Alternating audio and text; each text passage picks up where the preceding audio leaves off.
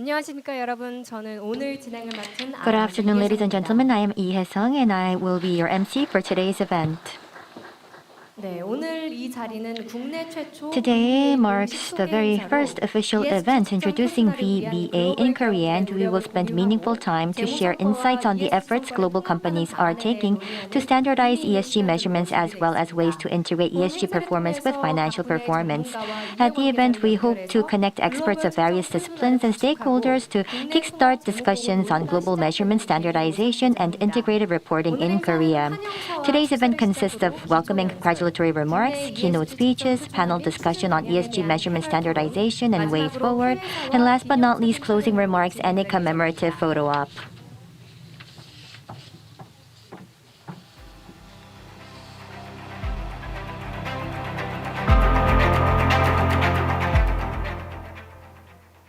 네, 그럼 먼저 SK And without 최태원 further ado, 회장님의 let us 환영사를 have Chairman 영상으로 Chae Tae-won of SK 만나보겠습니다. his welcoming remarks through the video.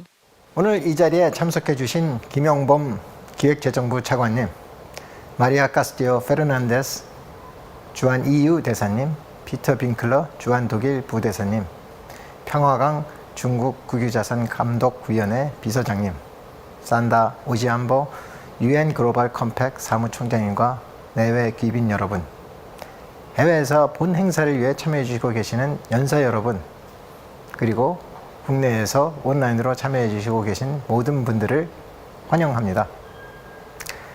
한국에서 열리는 VBA의 첫 해외 홍보 행사를 SK가 함께 주관하게 되어 기쁘게 생각합니다.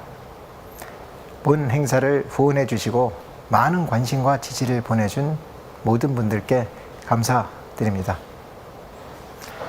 현재 우리는 지금까지 겪어보지 못한 팬데믹, 기후변화 등 예측하기 어려운 경영환경 변화를 경험하고 있습니다.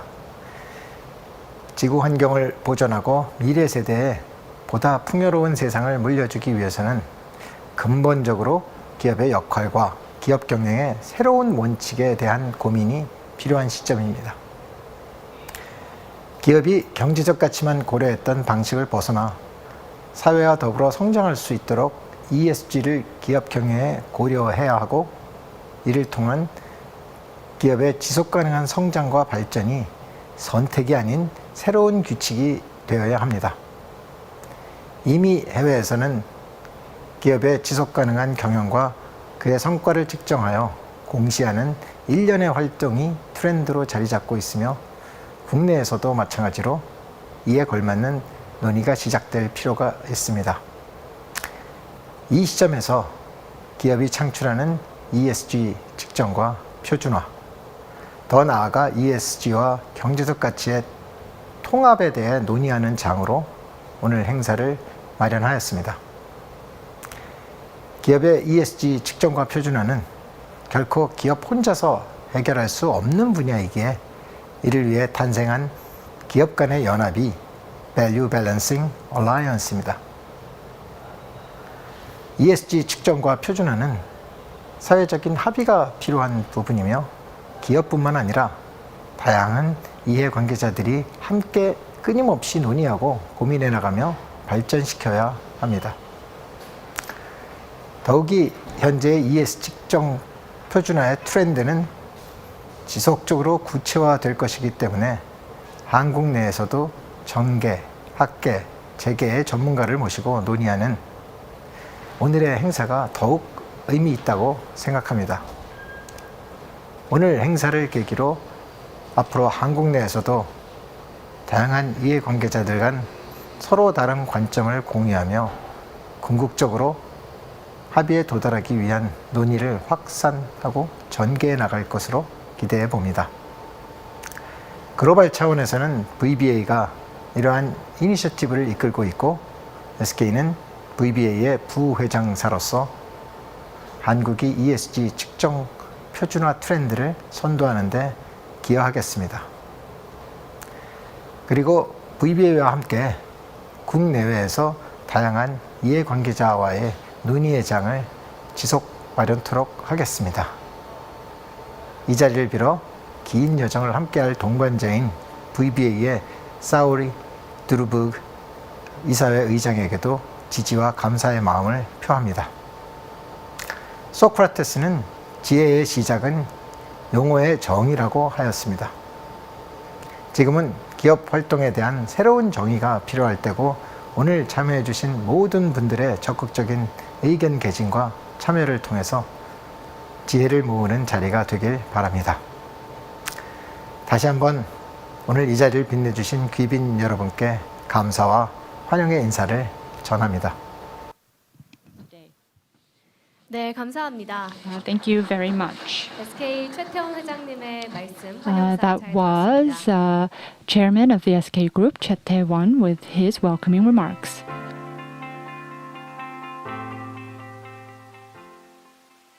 네, 다음은 직접 이 Next, I would like to invite some guests who are here to join us for their congratulatory remarks, and we have some who will be joining us via video. The first speaker is the First Vice Minister of Economy and Finance, Mr. Kim Yong-bom.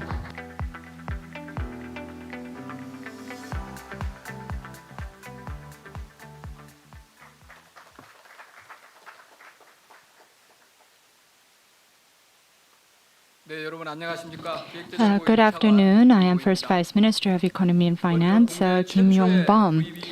Let me begin by congratulating you on the hosting of Korea's first official VBA promotional event. I would like to thank Chairman of SK Group, Choi Tae-won, and organizers for inviting me to this meaningful gathering. I would also like to welcome Her Excellency Maria Castillo Fernandez, European Union Ambassador to South Korea, Peter Winkler, Deputy Head of Mission at the German Embassy, and all distinguished guests from home and abroad who are joining us in person and via the internet. Ladies and gentlemen, social value is the topic of this era. Markets and globalization are key concepts of the neoliberal economic order, under which the world has seen repeated financial crises and widening inequality between classes. This has led to skepticism regarding the sustainability of the market economy. As expressed through Easterlin's paradox, it is not difficult to see people who are struggling and unhappy despite economic growth. As such, globally, there is a rising interest in social values such as justice, fairness, inclusion, safety, and environment, values that can ensure better life for individuals. Furthermore, the COVID-19 pandemic has accelerated a decisive shift towards this new paradigm. The economic downturn we are experiencing now is the worst since the Great Depression, and the economically and socially vulnerable have been disproportionately hit. The economic crisis has not only revealed the prevalence of socioeconomic inequalities, but is worsening the gap. There are growing concerns of whether a K-shaped economic recovery will be possible. Climate change is now seen as an urgent existential threat, rather than one is known but neglected. In other words, it is no longer a gray rhino. The repercussions and urgency to act are being seen in a new light. Capitalism, which underpins the global economy, is not a fixed system. It is one that evolves and can be reborn through crisis. We are seeing unprecedented demands for a shift towards inclusive capitalism. Hence, the global community must think hard as to how it can realize social values within the system. In 2015, the UN adopted the Sustainable Development Goals, which covers environmental, social, economic, as well as governance objectives. Recently, the OECD, IMF, and other international organizations have strengthened their research into inclusive and green growth. Globally, governments are making efforts to build inclusive resilience into their economies by strengthening social safety nets, among other things. At the same time, many are also pushing ahead with green recovery policies, as seen by EU's Green Deal and Net Zero Declaration by the G20 countries. Corporations are also joining in these efforts.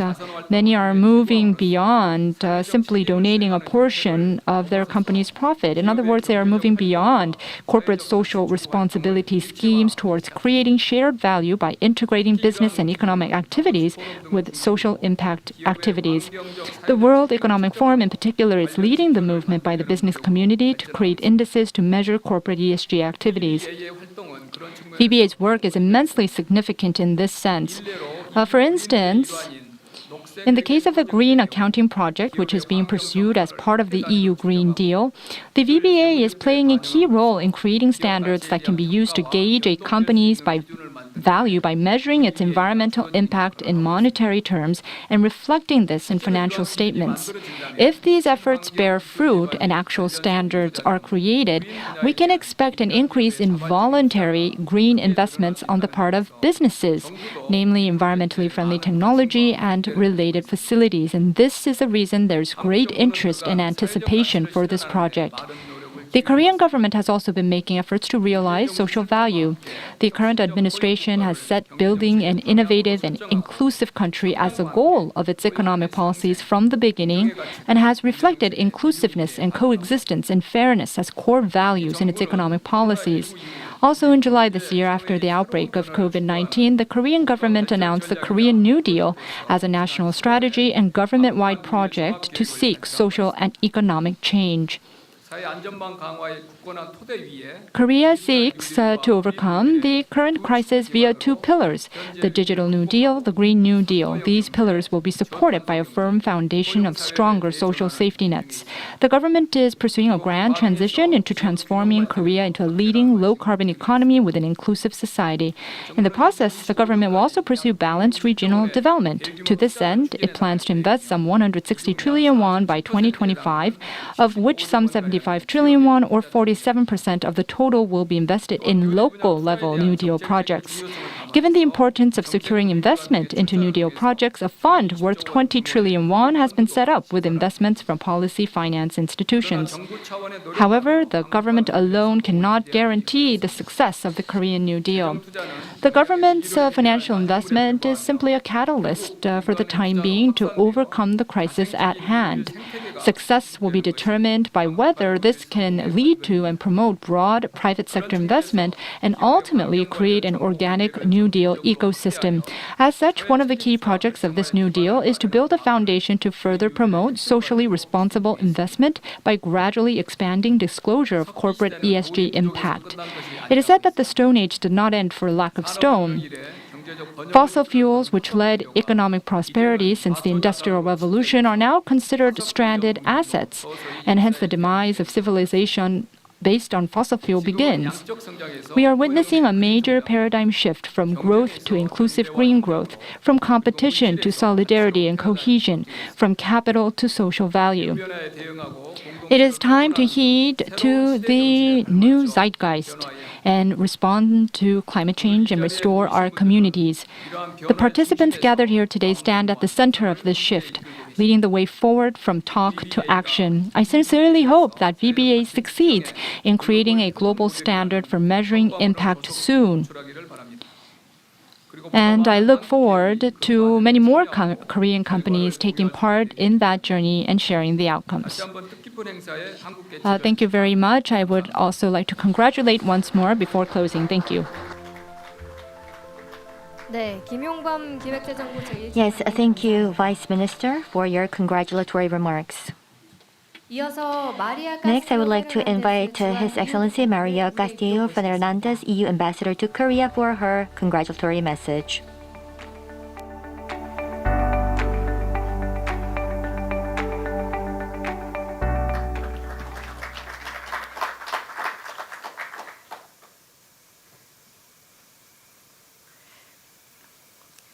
안녕하십니까, and a very good afternoon to all our friends that are listening here, but perhaps a good morning to Europe, if we have some friends in Europe on the other side.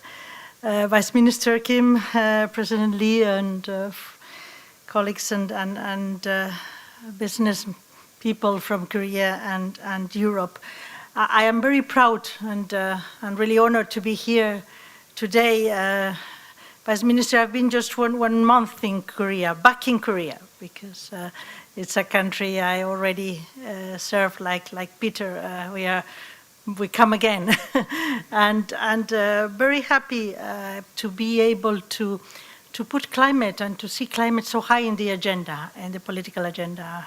12 years ago, it was not so high, and now, you know, it's part of the European agenda, very prominent, but also part of the Korean agenda, and also part of what, you know, any long-term perspective or medium long-term that business strategies have to take into account.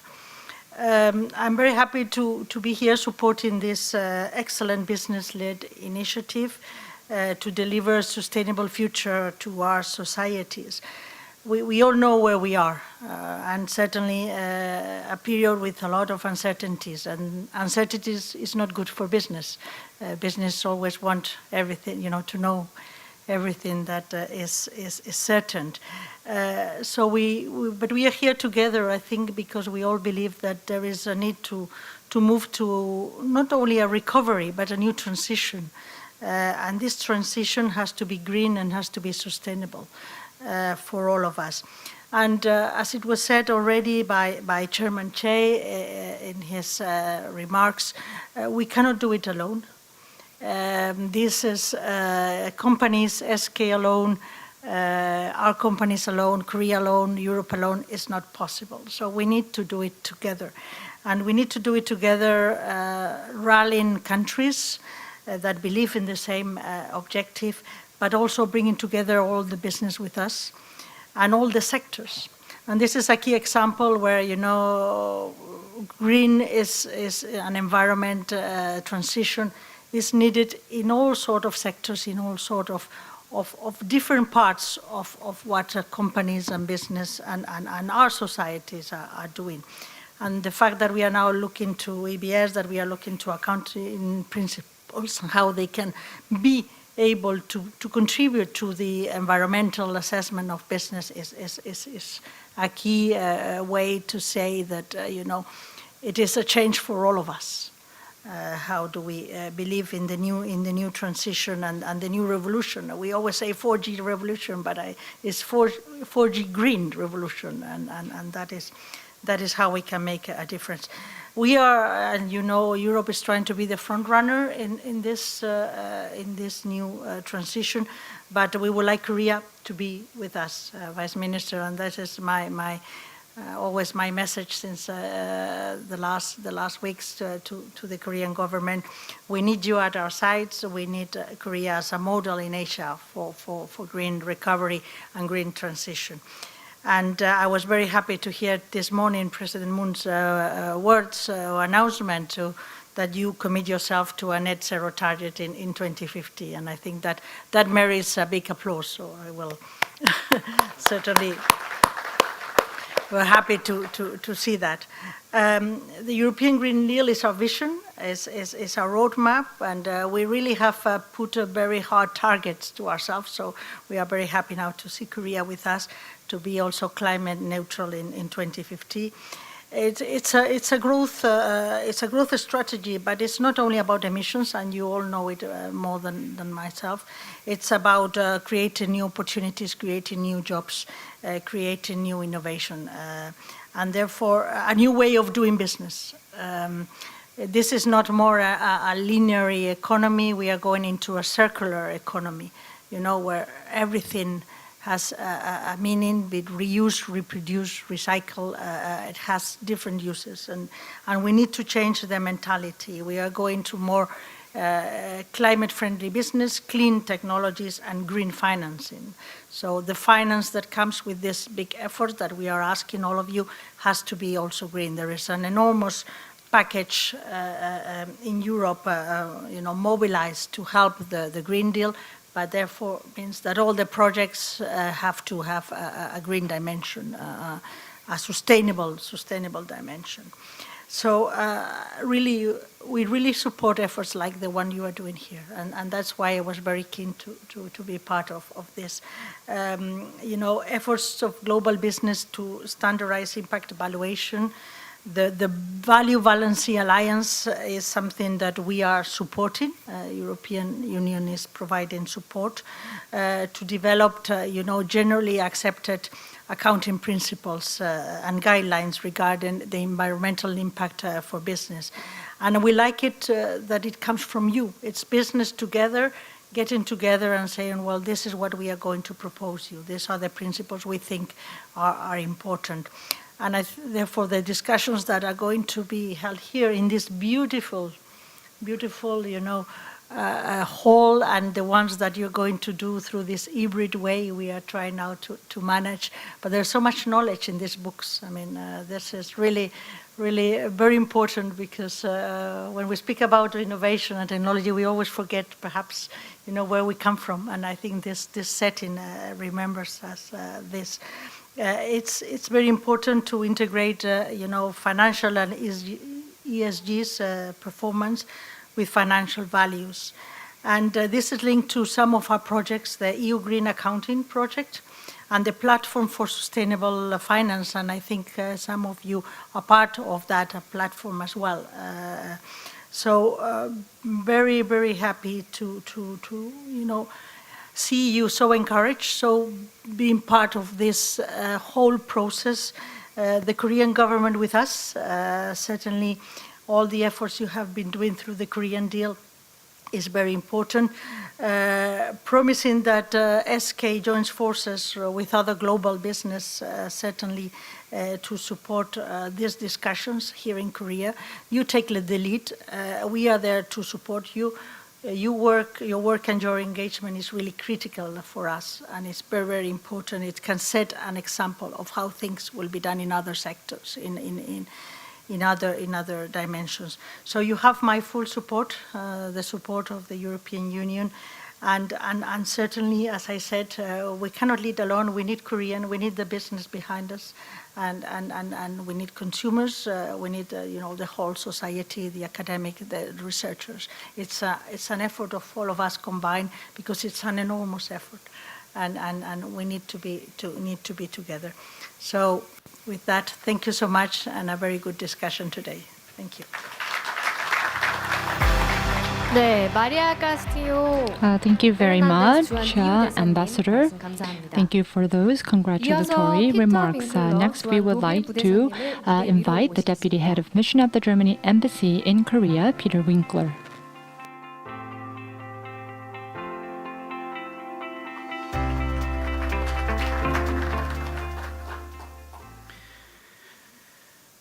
Dear Vice Minister Kim Yong-bom, Maria Castillo, dear members of the VBA of SK, distinguished panelists of today, distinguished participants, thank you very much for inviting me to this very important event. I think it is very important indeed. It really became dear to me when I listened to the discussions just ahead of this event once more.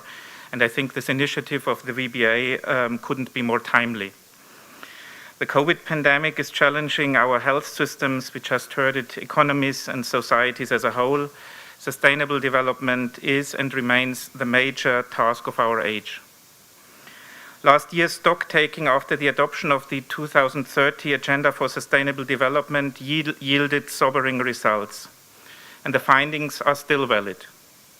The situation in terms of climate protection, biodiversity, social inequality, have even become more serious. The pressure to act has intensified in the face of the COVID pandemic, be it in the eradication of poverty and the promotion of food security or education, and, needless to say, when it comes to respect healthcare. Climate change is not taking a break, even if it seems as if the entire world is on hold during the pandemic. Glaciers are still melting, forests are still burning, and many parts of the world are still experiencing new record temperatures, not only in Siberia, but also here in Korea and also in Germany. In Europe, we see recovery measures to mitigate the COVID crisis as a chance for investment in sustainability. Germany, which holds the current chair of the European Council, is doubling its efforts to work towards this goal. The European Green Deal shows us how to achieve climate neutrality and greater sustainability, Maria just has said it, without reducing our capacity, and this is very important, without reducing our capacity for innovation and for our competitiveness.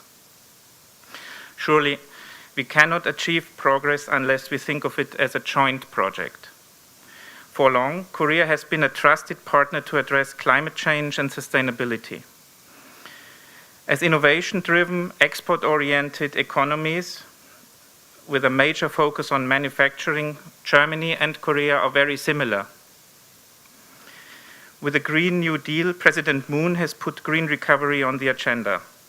It has all the potential to accelerate the Korean government's green transition, the Korean government's transition into green growth, and also into inclusiveness and into social change. Sustainability, however, is not just a fair weather issue, but it's dear to many of our hearts, to many people's hearts. And this should motivate us to advance sustainability in a global team effort and to advance it at all levels. It must become a matter of course in our daily lives and governance decisions, so that we can ask ourselves in all honesty, is our mobility sustainable? Are we building sustainably? Are we consuming sustainably? Are we producing sustainably? Many of these impacts have been hard to gauge with any precision. States and international organizations certainly can and they need to set regulatory frameworks. And much has already been achieved, be it at UN level, be it at OECD level, be it at European level. We just heard it also, the Green Accounting Project at the EU is, for instance, such a project, or the EU taxonomy. But much still needs to be done in regards to transparency, for instance, and in regards to reporting. After all, sustainability cannot simply be decreed or cannot be prescribed by law, but rather each and every one of us is called upon to internalize the guiding principle of sustainability. And there, the private sector has a pivotal role to play. Eventually, the goal is very clear. Protecting the natural resources and the human capital is an essential prerequisite for economic success. And let me just quote former UN Secretary General Ban Ki-moon. He once put it like this: sustainable development is the pathway to the future we want for all. It offers a framework to generate economic growth, achieve social justice, exercise environmental stewardship, and strengthen governance. And companies like those united in the VBA, like SK, like BASF, they really have committed themselves to invest a lot of know-how, invest a lot of energy to take this important issue forward. Inter alia, through finding ways to ESG measurements and to standardize those. Really very, very difficult. In this sense, events like today's cannot be valued highly enough. They do not only prove your company's pioneering role, but also showcase the high level of innovative entrepreneurial spirit which links both Germany and Korea. Thank you. 네, 피터 빙클러 주한 독일 부대사님 감사합니다. Yes, thank you very much, Deputy Head Peter Winkler, for your kind words. We will now have Peng Hua-gang, Secretary General of the State-Owned Asset Supervision and Administration Commission, China, as well as Sanda Ojiambo, Executive Director of the United Nations Global Compact, their video messages. 女士们、先生们，大家好。首先，祝贺价值平衡联盟宣传推广大会在韩国举办。现代企业是社会的细胞，社会是孕育企业的母体。企业不仅要承担经济责任，还要承担社会责任，不仅要对股东负责，还要对利益相关方负责。在世界格局发生深刻变化，全球抗击新冠肺炎疫情的背景下，以将企业融入社会和自然为主题举办本次大会，意义十分重大。中国国家主席习近平指出，任何企业存在于社会之中，都是社会的企业。只有真诚回报社会、切实履行社会责任的企业家，才能真正得到社会认可，才是符合时代要求的企业家。当前，包括中央企业在内的中国企业正在积极推进中国特色社会价值实践。中国企业在保护环境、助力脱贫攻坚、特别是在抗击新冠肺炎疫情等方面做出了卓越的贡献，得到了全社会的高度认可。如何测定和评价企业的社会价值，是推进企业履行社会责任工作中的难点。这方面 SK 集团做出了积极的实践和探索。去年，中国国务院国资委联合相关中央企业和 SK 集团共同开展了社会价值研究，对一些基本问题取得了共识。我们也希望同价值平衡联盟加强交流和合作，共同引导和推动各国企业为构建人类命运共同体做出更大的贡献。预祝大会取得圆满成功，谢谢大家。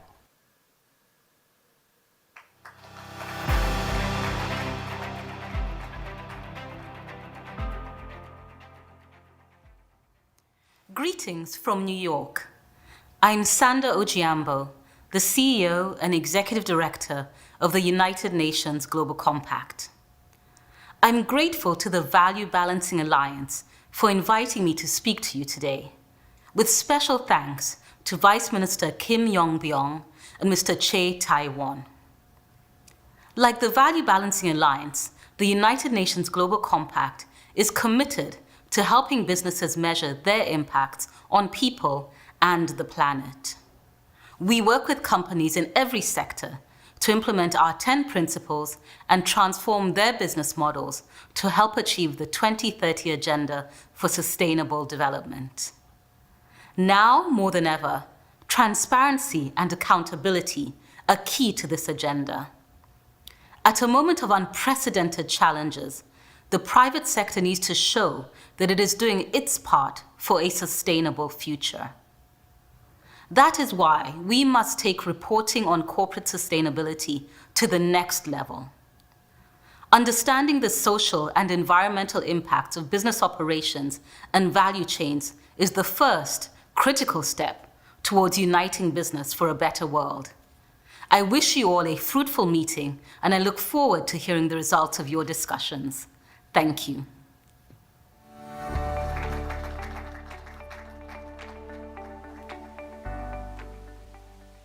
네, 다음은 기조연설이 We will 있겠습니다. now move on to the main session comprised of keynote speeches. Under the topic Global Trends of Impact Evaluation, we will have Tom Beegent, Director of Impact Strategy and Analytics at PwC UK, and Mark Groth, CEO of Capitals Coalition, deliver their keynote via video.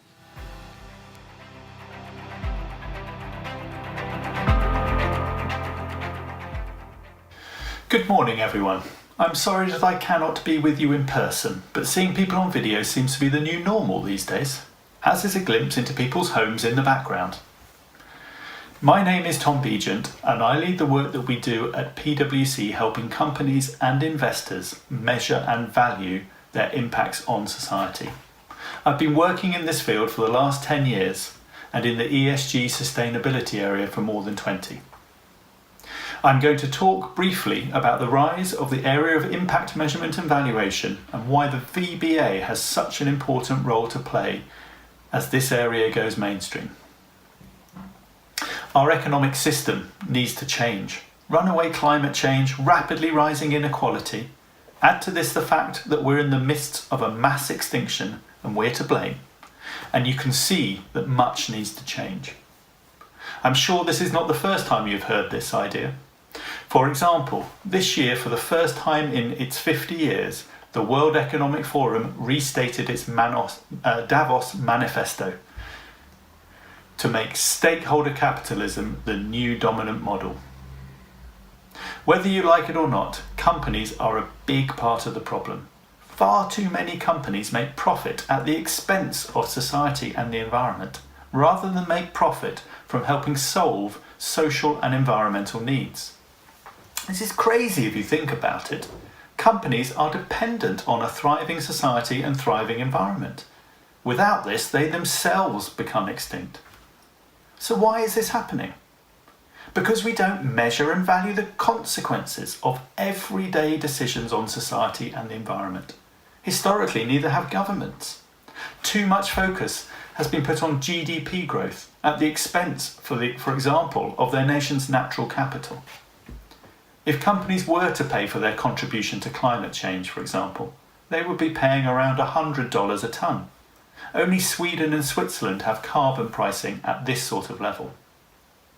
To change the economic system to one that enables a thriving society and a thriving environment requires us to look beyond the financial measures we currently focus on, to a system that measures the consequences of our actions on society, the environment, and the wider economy. The challenge is that current ESG metrics do not go far enough in two main areas. The first, far too much emphasis is placed on a company's operations, when for many sectors the majority of their impacts is either in the supply chain or through the use of products and services. Many tools exist these days to help model the full value chain of impacts, such as life cycle assessments and extended economic models. If you don't focus on the complete value chain, you won't be able to achieve the level of change that is needed. The second area where ESG metrics are falling short is they don't answer the so what question. So what are the consequences of business actions on society and the environment? What does 100 tonnes of CO2 mean? Or 100 metres cubed of water consumption? Is that good or bad? To answer this question, you need to understand the effects of climate change on people and the economy, and the consequences of water resources on how people are affected by reduced availability, to really understand the so what. This is exactly what impact measurement and valuation is all about.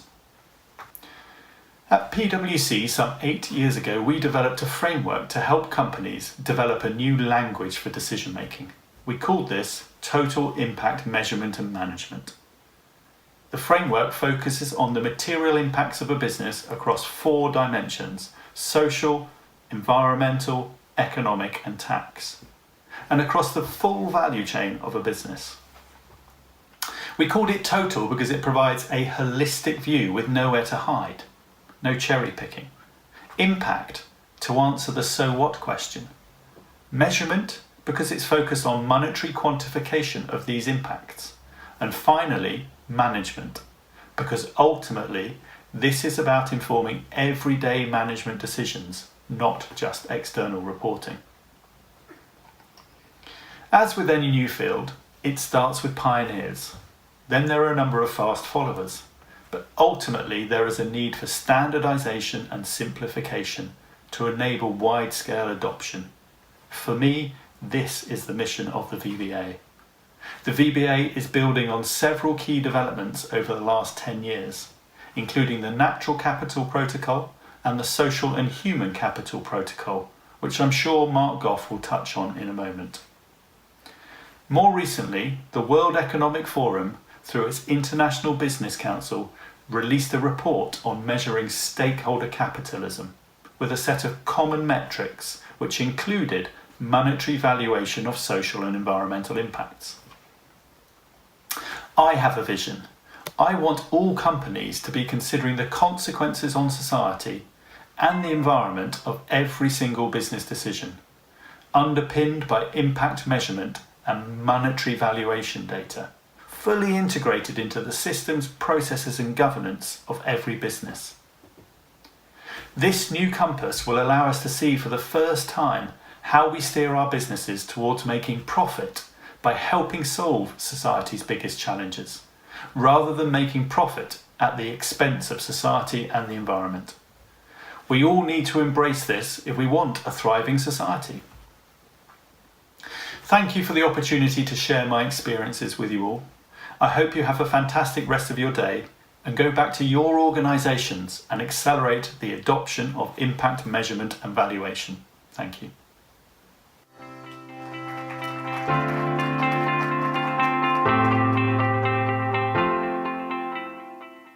Hello, my name is Mark Goff, and I'm the CEO at the Capitals Coalition, a global collaboration that's coming together to transform our understanding of value.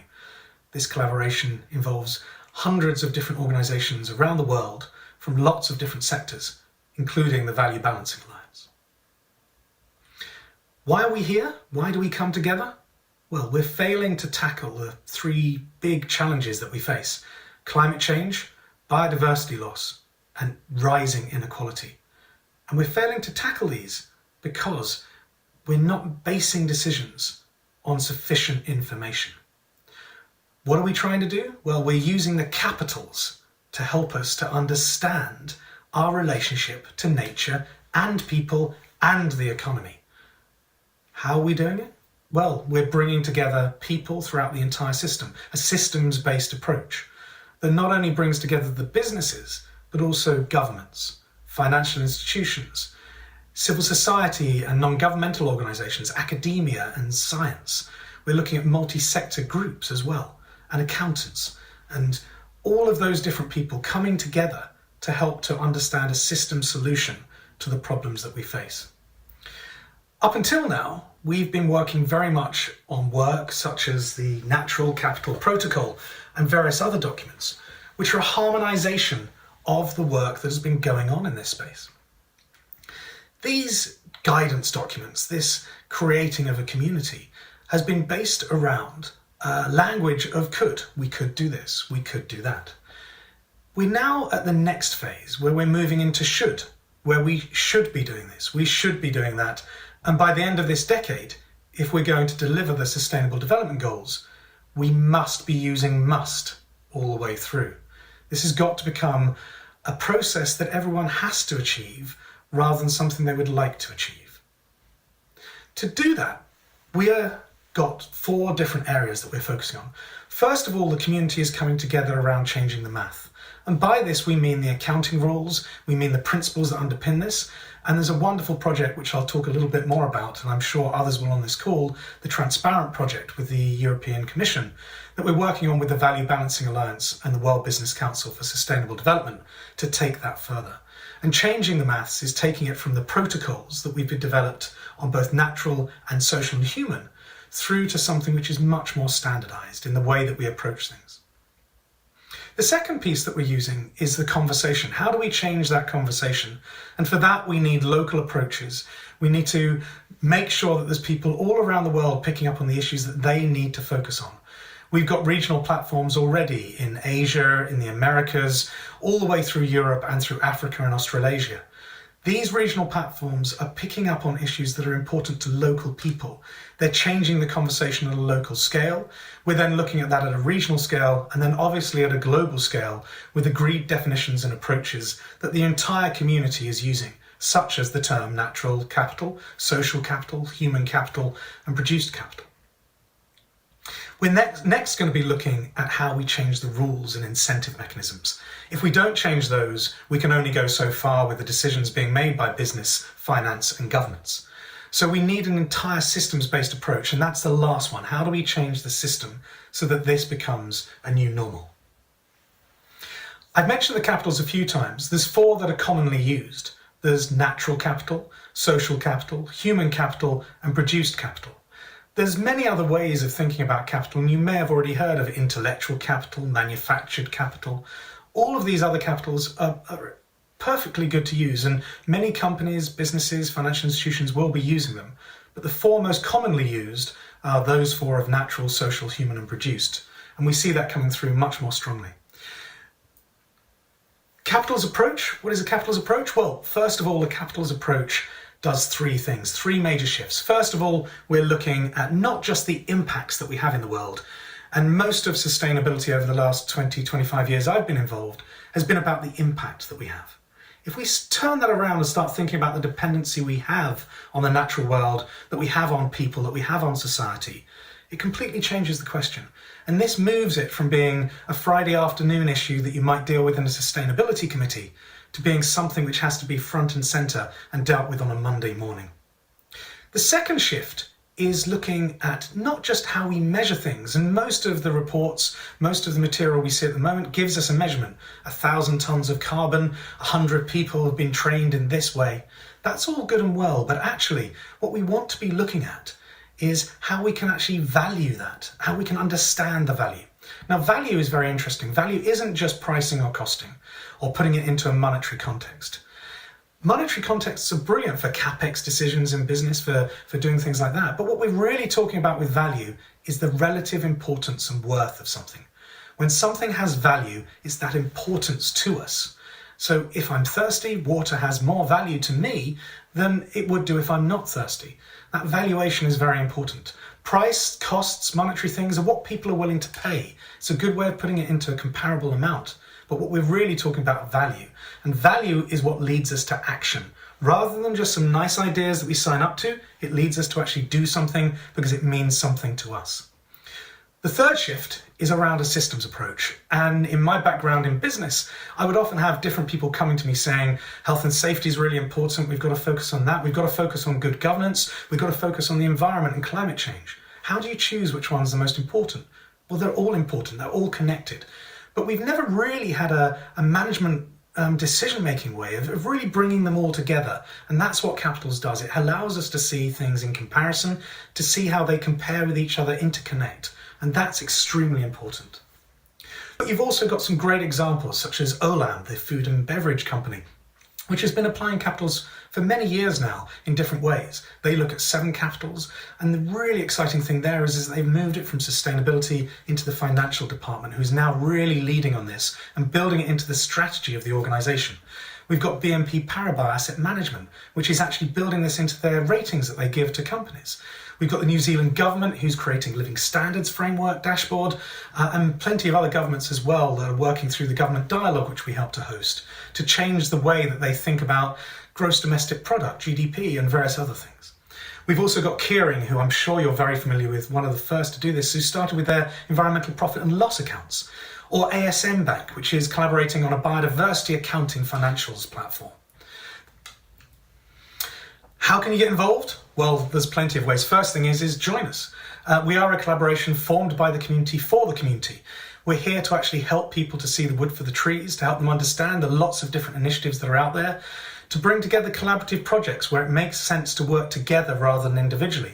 There's plenty of things we can do alone, but actually when we work together, we can find systems-based solutions that will become the new normal in accounting. And this wave is coming now. We've seen this wave. This wave of how we're going to approach this is happening. If you don't get in front of it and start surfing that wave, it will happen anyway. So please do get involved, apply the approach, contribute in different ways. And finally, our ambition. Our ambition as a community, as agreed by us all, is that we want to see decision-making change so that financial institutions, businesses and governments all include all capitals in their decision-making. Thank you very much.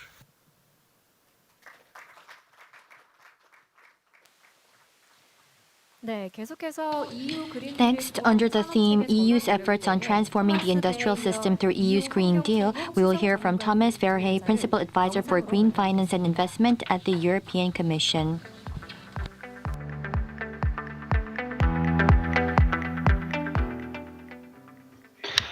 Good morning. My name is Thomas Verhey and I'm the Principal Advisor Green Finance and Investment at the European Commission.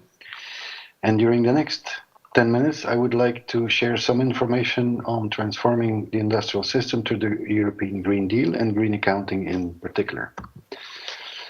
So first of all, on the need for action, most people are familiar with the global risk reports that are produced annually by the World Economic Forum, and where environmental risks have steadily grown and now capture the bulk of those risks that are most importantly and most severely jeopardizing the economy and societies that depend on it. I always like to stress that climate, which obviously and rightfully so receives a lot of attention, has no monopoly on disasters. If you look carefully at what is causing the risks, it's basically the entire range of environmental areas, including water, air, land and biodiversity. Hence, also again, that the notion of working and protecting and restoring our natural capital as a whole and comprehensively is a very appropriate lens to look at the issues ahead of us. We are familiar also with other ways of trying to pass the same message, the planetary boundaries, the wedding cake representation of the SDG, etc. What is surprising is that these repeated risk warnings in a way are not really translating into the boardrooms of today's companies. And one reason or highly likely reason for that is that we're lacking systems that can look at environmental risks in a comprehensive, total integrated way and in a forward-looking way, very much like we would need them. That failure to bring the risk messages into the boardroom translates also into the market. This is an example of the green share of the financial markets that was surveyed at some point in 2018 by JP Morgan, finding that if you look at what is truly green or sustainable, because it was an ESG criterion applied here, that we're often not reaching more than 2-3% of the market volumes, which means that 98% of the economy is probably not green, but more carefully, we're not quite sure what the impact on the environment is. So again, if we link the 2%, 3% current levels of green in the financial markets, and we contrast that with the claims that or the pledges that we made to have our economic and financial systems green or resilient by 2050, then connecting the two dots gives us a fairly sobering picture, and it's clear that we're not going to get there until we find some really game-changing elements. You certainly heard that some saying that it will take accounts to save the world. In fact, I might not completely disagree with that. Again, hence the importance of working on natural capital accounting. The first thing we need is an overall policy context which brings all these elements together, and there the Green Deal has certainly already been a game changer in the policy landscape. It, on the one hand, maintained and even strengthened the climate ambitions of the EU, but it then, most importantly, also brought the other elements of the environment, as I mentioned them, air, water, land, biodiversity, on par, so we could tackle them in an integrated way. And at the same time, it brings sustainable finance, green finance in the center of the game after it was already kicked off to a new level by the 2018 sustainable finance strategy adopted by the Commission at the time. As I said, the Green Deal, or maybe not clear enough, the Green Deal does call on the Commission to work with business and stakeholders to promote natural capital management accounting, notably standardized practices. And all that was based on the fact that we had noticed in the market that there was some very interesting pioneering work being done by companies and then further supported by the Natural Capital Protocol and the World Business Council and all the rest of it, where we saw quite some activity, interesting activity in the world. So the first thing, and here is an example of the Caring company that was developed together with PwC, building up pioneering work from Puma with TrueCost, and now also seeing similar applications here by some of the VBA members, etc., including BASF, Novartis, and plenty of others. It basically shows here a fairly comprehensive dashboard that captures the relation between the business, the textile conglomerate here, and the environment. So the impacts and the dependencies and what that means for the business over a given financial year, basically showing through monetization also that the overall business is impacting the environment in a certain way.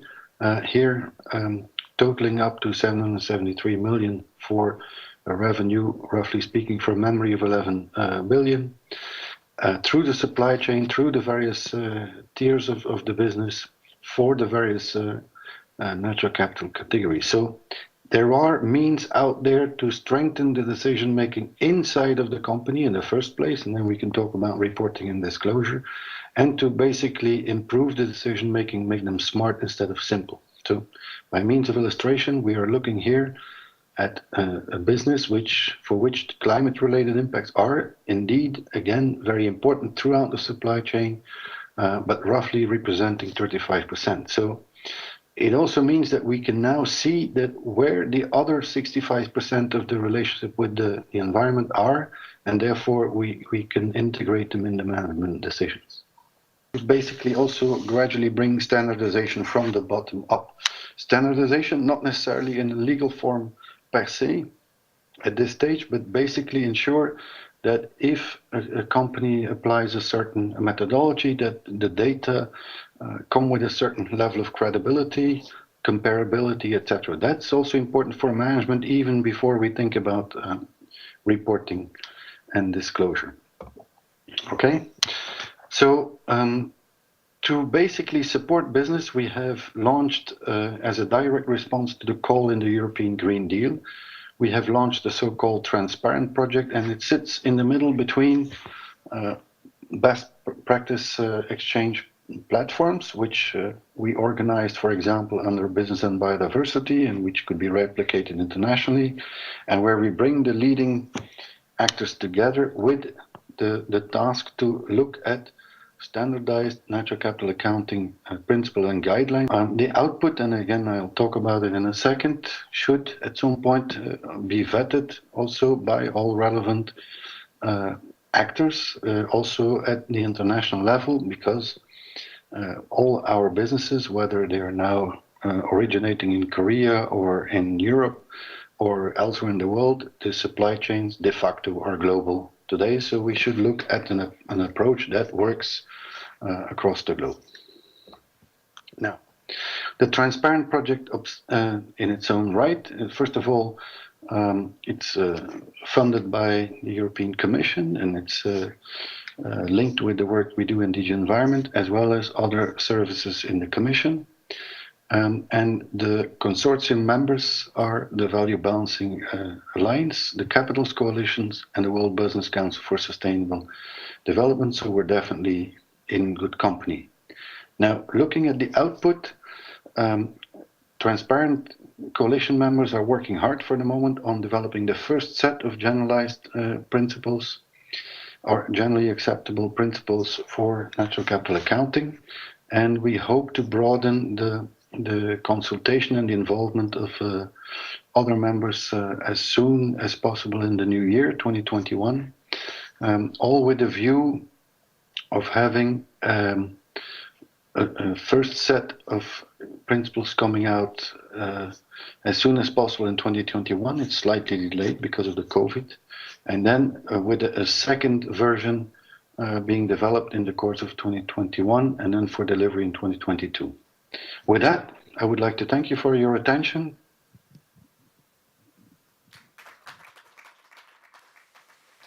The last keynote speaker is Christian Heller, CEO of VBA, and also he will be joined by George Serafim, professor of Harvard Business School. 안녕하세요. My name is Christian Heller. I am the CEO of the Value Balancing Alliance. I'd like to thank you taking the time today to engage with us as the VBA. I'd like to thank the honorable persons sending congratulations to our alliance. And I'd like to thank my member company SK and President Lee and his team in specific for organizing such a great and timely event. 고맙습니다. The VBA was founded in summer 2019. Today, the VBA consists of more than a dozen international companies. We are consulted by the 4 major auditing firms on a pro bono basis. International organizations such as the OECD and World Bank act as our policy advisors. And we are officially mandated by the EU to develop green accounting principles and are nominated to a platform to drive change in the financial market. A wide network of academics and strategic partner organizations support our work on global scale to create a common framework for sustainability accounting. It is our key ambition to further transition the shareholder value doctrine to a system-based thinking, from shareholder maximization to value optimization of business. Why? The world and the business environment have changed fundamentally. In a nutshell, we are witnessing a fundamental transformation today from an industry-based to an intangible-based economy. But we are still managing and steering our business decisions along the traditional yardstick of profits, with fundamental consequences for society and nature. As business, we are responsible to provide solutions which tackle the challenges of our society. Companies, including our member SK with its social value program, have started to act and take responsibility. We are testing ways how to integrate sustainability criteria in decision-making to enable long-term value creation for all stakeholders. The financial market, impact investing, green bonds, ESG ratings, and so on, has started to move quickly. The upcoming EU taxonomy will pose new requirements on the financial market and companies requesting capital reallocation towards sustainable investments. Last but not least, the reporting standard setters have started a process to harmonize non-financial reporting at global scale, most probably being reinforced by a new organization under the umbrella of IFRS, the Sustainability Standards Board. But only a few initiatives are developing and testing methodologies and concepts how to create, collect, and apply data in this direction. This gap is filled also by us, the VBA. To integrate ESG, or natural, social, and human capital, in management accounting for comparable sustainability performance. In our work, we are developing an impact-based accounting methodology. It is based on two pillars to reflect the overall enterprise value contribution. Pillar 1, value to society or business impact on the external ecosystem. We are valuing in monetary terms along the value chain the true positive and negative value contribution of business. What is the true cost of emitting CO2? What is the true benefit to pay wages and taxes? We are trying to answer these questions. In general, this calculation demonstrates if a business model has a social license to operate. This part of the methodology is currently piloted by our member companies. The results and learnings will inform the further development of our methods. Pillar 2, value to business or dependencies is looking how ESG or natural, social, and human capital are impacting the financial bottom line of business directly. In this part, we're extending the traditional financial accounting system in a complementary way. For example, how do you value the human capital in your company? How can investments in more eco-friendly processes being reflected as a positive asset? We expect the first version of this part of the methodology being ready for piloting early next year, whereby we are satisfying the needs of investors and the broader society, disclosing auditable data to compare the sustainability performance of business. Our ambition is to create an outcome which is meaningful for business and the broader society. We want to support a market-based transformation towards a sustainable economy, but we can't do this alone. Therefore, we are connected to a variety of organizations and stakeholders with global reach. We are also looking for members to become part of our alliance. We are working closely with politics. We are mandated by the EU Commission to support and enable the implementation of the Green Deal via green accounting principles and a further regulation of the financial market. And the standard-setting organizations have approached us as VBA to collaborate to provide the foundation of reporting and disclosures, methodologies to generate auditable data and information in a consistent way. And in a second, you will hear from George from the Harvard Business School how we are cooperating with academia. A precondition for our success is that companies are piloting our methodology. The insights and learnings of piloting improves the methodology and understanding of the effect on business operations. Therefore, we are seeking to get more and more members into our alliance. For our members, we have 3 main offerings. First, we are opening up our network to get access to key people and learn at an early stage about the latest developments in accounting and reporting. Second, we make you part of the development of our methodologies. You will have a say. You are the first ones gaining insights in the accounting standards of the future. Third, based on our peer learning sessions and guidance by practitioners, you belong to the leaders implementing and creating the future of business steering.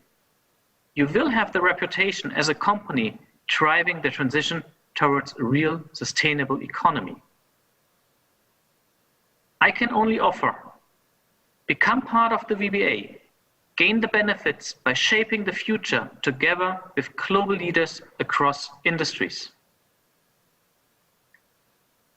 I'd like to thank you for your interest in participation today. It would be great to stay connected and to make Korean business an essential pillar to drive the global common future. Please reach out to us or our colleagues from SK. Thanks again, stay safe, and enjoy the rest of the day. 고맙습니다.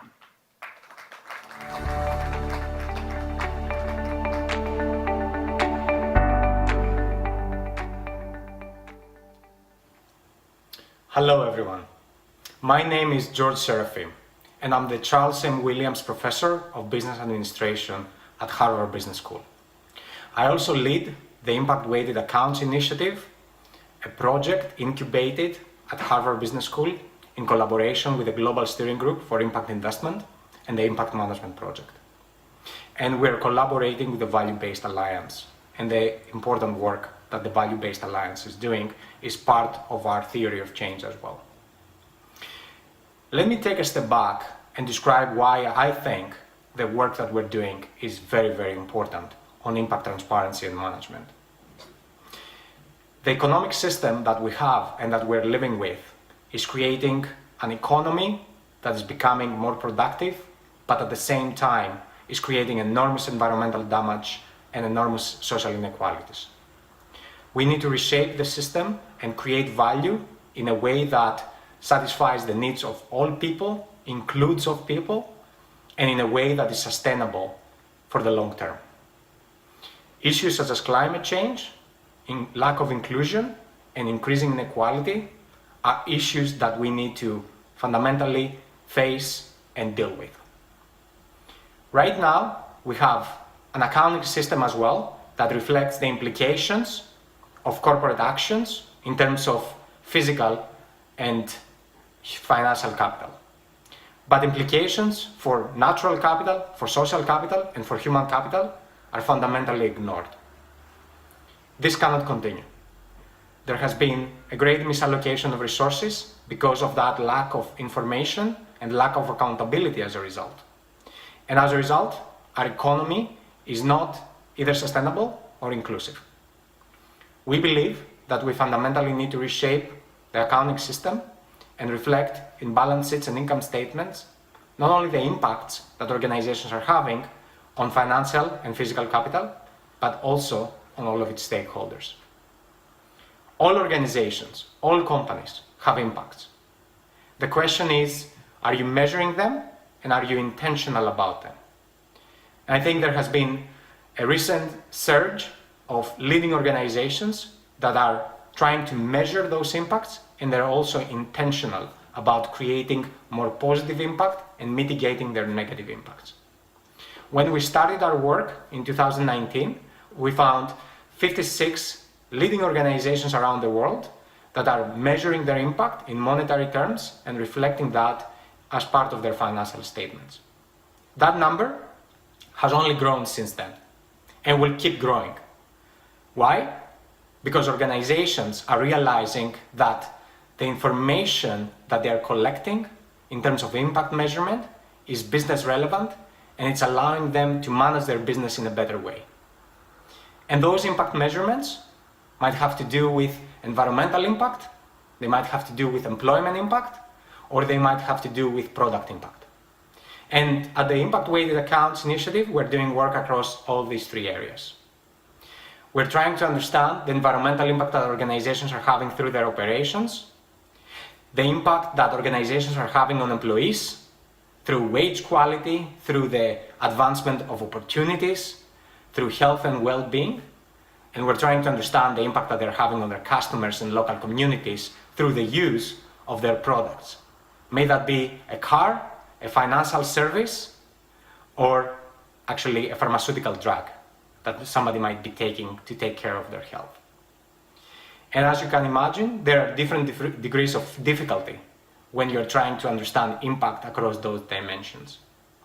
So a few months ago, we publicly released an open access data set with environmental impact from operations for about 13,000 firm year observations.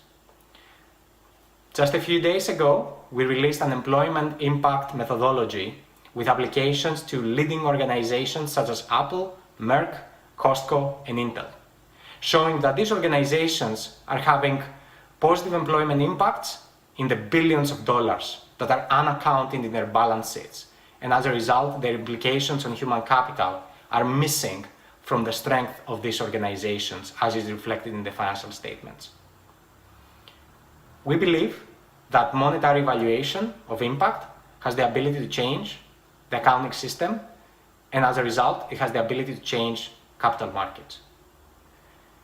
The revolution with the development of the financial accounting infrastructure brought to us the expansion and the growth of capital markets, and as a result, wider access to finance and the development of economies around the world.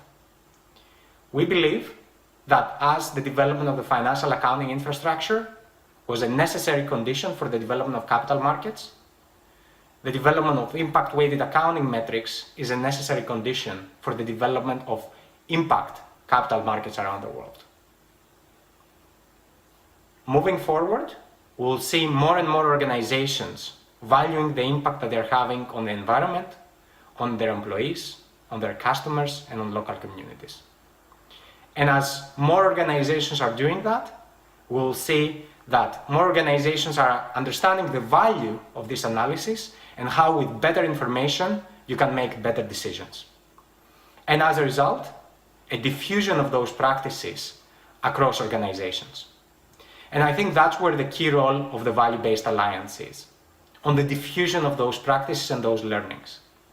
We need to keep expanding the set of organizations that are piloting, innovating, and showing the value of creating organizational value through impact, not in spite of impact.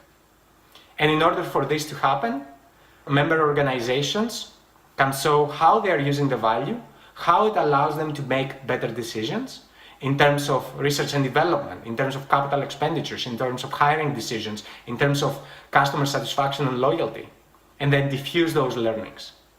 Because the business community is very broad, we're competing in a global marketplace, and we need to actually be able to diffuse many of those practices, not only across companies, but also across investors and across policymakers as well. So I remain optimistic that we're in a journey to spread the development of the impact economy. And I think monetary valuation of impact has the ability to change the way that we make decisions. Of course, in order for that to happen, incentives need to change as well. And policymakers need to embed monetary impact valuations of impact.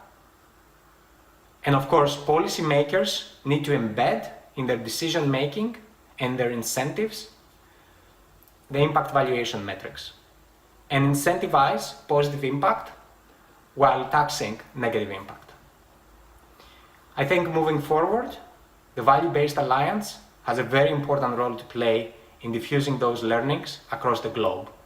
And as more member organizations are practicing some form of impact-weighted accounting, we will all learn, and more companies are going to become leaders around the world. Thank you very much.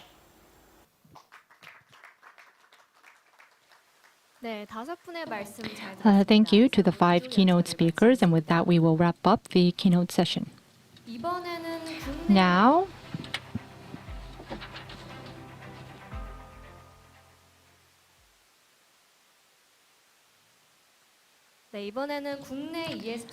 now we will take a moment to discuss Korea's ESG measurement standardization efforts. I would like to invite the moderator and the panelists to the stage.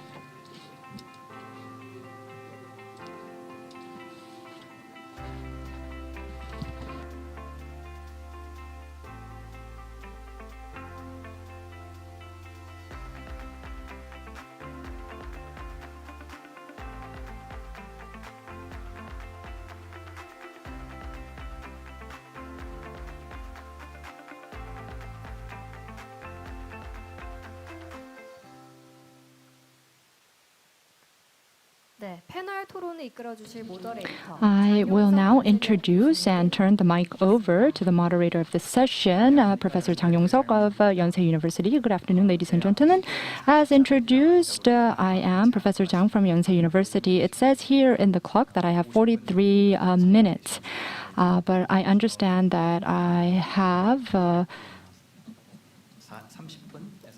about half an hour to 40 minutes for our discussions. We heard some very important keynote presentations, and we learned that there is a great transition going on. We were talking about how we are reestablishing the relationship between corporations and society, and we were talking about how companies can receive support from society. We also heard how we are going to go about showing non-financial information to investors and to the society, and we also heard how we are going to create new value. I think that everybody used various different terminologies and names like total impact management, value management, and impact-based economy, and intangible-based economy. So everybody was using different terminology and words. But I think everybody was talking about was, at the end of the day, ESG. They were talking about environment, sustainability, and governance. They were all talking about how companies are building a new relationship with the society they operate in. And today, we are joined by panelists who have expertise in accounting. So we will try to dive into a more specific discussion regarding measurement standards and integrated financial reporting. To my left is Chang Ji-in, who is president of the CDP Korea Committee. He is also a professor emeritus of Chungang University. And CDP collects information regarding environmental management of listed companies. And next to him is Mr. Kim Ui-hung, who is the president of the Korea Accounting Institute. Korea Accounting Institute communicates to companies about global international accounting standards and is the standard setting organization in Korea. And next to him is Mr. Ryu Young-dae, who is CEO of Sustinvest. Sustinvest analyzes ESG information and provides consultations and advisory services to the Korean market. And next to him is Mr. Kang Dong-soo, who is vice president of the SK Social Value Committee. As you know, in SK, they have a social value committee, and Mr. Kang is in charge of cooperation with VBA and also efforts related specifically to ESG measurement standards. And as I said, we covered many different issues and topics, and I think that we can focus our discussions on three main topics. We're talking about ESG, and ESG is impact measurement and value measurement. I want to talk about standardizing ESG measurements. I want to talk about why we need to standardize ESG measurements and what kind of effects or impact we can anticipate from this. And as we mentioned earlier, there are different stakeholders in society. So I would like to invite Mr. Liu, and I would like to ask him to talk about stakeholders in this picture. Yes, as an investor, I would like to talk about the necessity of ESG measurement standardization. It's been a couple of months where a reporter called me up and he asked, you must be happy because it's no longer the world of MSG, but now it's the era of ESG. Well, in 2004, I started to talk about the concept of ESG in Korea. And recently, if you search on the media, every day there are hundreds of articles on ESG, and it's quite moving. But then again, I would like to say that I hope this is not a one-time event. It's important to sustain the effort, and I hope that we can see more sophistication. So briefly on the concept of ESG. E is environmental, S stands for social, and G stands for governance. So traditionally, investors have focused on financial factors when they made their decisions. But as time passed by, ESG factors started to impact. In other words, for those that did not do well in ESG had to close down in many cases. So this was a point of experience that was witnessed by investors. So a contingent liability type of concept would be ESG, where this is now a major risk for companies. And if you look at pension funds who are long-term investors, these factors are even more important as time passes by. So you can see that in the investor group, ESG is gaining significance in decision-making, and it is actually entering the mainstream. With regard to ESG standardization, with regard to the necessity, I would like to talk about particularly two groups in the investor world. So if you look at investors, there is a spectrum of investors. We have ESG approach from an impact investor point of view. And then we have sovereign wealth funds and endowment funds and pension funds, these long-term investors. So an ESG perspective from a mainstream investor point of view. But you can see that these two are alike as well as different. In lieu of time, I cannot go into specifics. But there is a similarity as well as a difference. So when it comes to mainstream investment, the points of considerations need to go through an objective evaluation process. And based on a standardized methodology or framework, it is assessed. And only when it is assessed, an apples-to-apples comparison amongst factors would be possible. So factor comparability is guaranteed. For instance, in the auto sector, if you want to invest in Kia or Hyundai, you need the same framework to compare.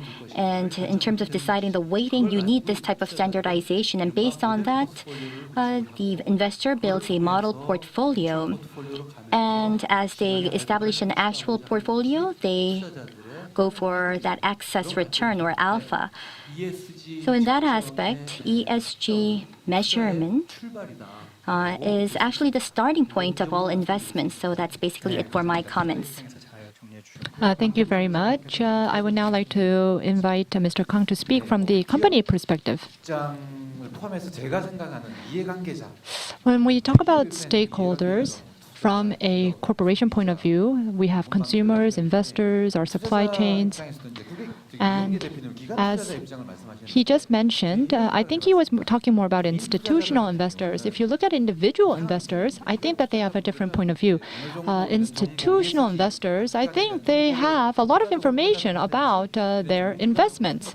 And they can also get consultations or consulting services from professionals. But if you look at individual investors, all they have is information regarding short-term earnings and profits. And if you look at the information regarding ESG, I think that we need to make it easier for the individual investors. That's why we need monetization of measurement. I think that companies need to grow through innovation, and members of the companies are the people or the actors behind the innovation. So their performance in this sector also needs to be monetized. It needs to be viewed in order for a company to be innovative. And consumers also need to have an objective, a monetary value or a monetary unit to determine whether a company is really a good company or a bad company. And this goes the same for government. I think that the EU commissioned the project to VBA because they want to create a virtuous cycle where a company's ESG performance is measured and then reflected into stock prices. And that is why I think we need ESG measurement standardization. So it's not only on measurement standardization, but you've also talked about monetization, which we'll be delving into further afterwards. And also Professor Chung?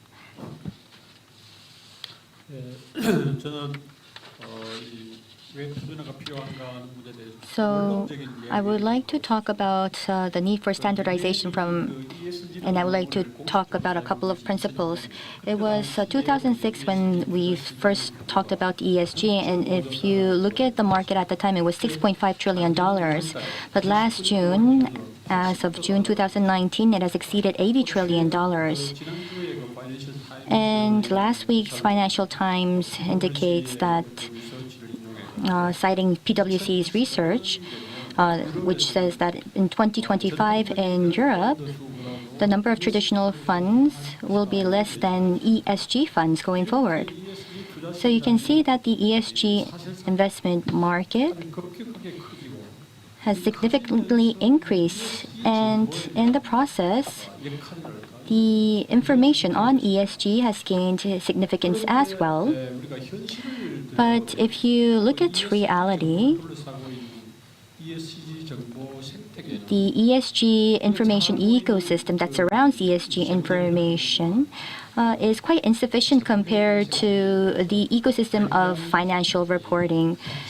In other words, it's it lacks transparency and it's very complex.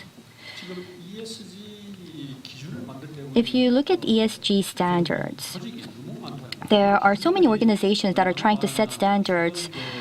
For example, in 2015, OECD and CDSB's research indicates that there are about 400 organizations that are out to set standards on ESG, so it's more than our imagination. And not only that, there's also what we call a reporting exchange, an organization, and their survey indicates that across 70 countries, more than 360 ESG accounting standards exist in this world. So you can see that we not only have so many standards, but also the contents among standards are all different. And why do we have so many standards? If you look at the ESG standards, you can see that GRIA and certain standards do cover all aspects of ESG, but some focus on environment, labor, or climate pieces of ESG. There are standards that focus on a siloed area of ESG, and that is why we have so many standards. And not only in terms of the number, but if you look at the contents and substance, there is a great deviation. I cannot go into detail right now, but you can see that there are different indicators. Their coverage and scopes are different. The target audience is also different. Some are for investors, some are for stakeholders. So you can see that it differs across the board. And not only that, there's a lot of self-reported data. And if you look at the quality of self-reported disclosure, well, assurance is not provided, which guarantees the quality of such data. Therefore, the critical factor or problem of ESG today is that the ESG data compared to financial performance indicators do not have comparability, and it also lacks credibility, and therefore it's leading to great confusion amongst ESG investors, and we can see that it leads to inefficiencies in the capital markets. Therefore, you can see that these sprawling ESG standards need to find a way to standardize to global standards like IFRS, and then we will be able to raise comparability as well as credibility, and it will also enable efficient resource allocation in the markets. Recently, asset managers and institutional investors and pension funds have been actively asking for global standards for ESG, and I think that this is a given in this world. So there are many different stakeholders, and there are many, many standards out there, or metrics out there. I would like to invite Mr. Kim Eun-hyung. Thank you for the kind introduction and insights from other panelists. The demand for ESG information is clearly rising, as you mentioned. If you look at the reason why the demand is rising, there could be multitude of reasons, but as Professor Chang mentioned, ESG finance and ESG investors are increasing, and they are showing rising needs and demand for ESG information. So there's a demand increase in terms of quantitative information about ESG, and at the same time, they want higher quality of ESG information. So there are two aspects of demand growth, quantitative and qualitative improvement of ESG information, and they want consistent information that is standardized at the same time.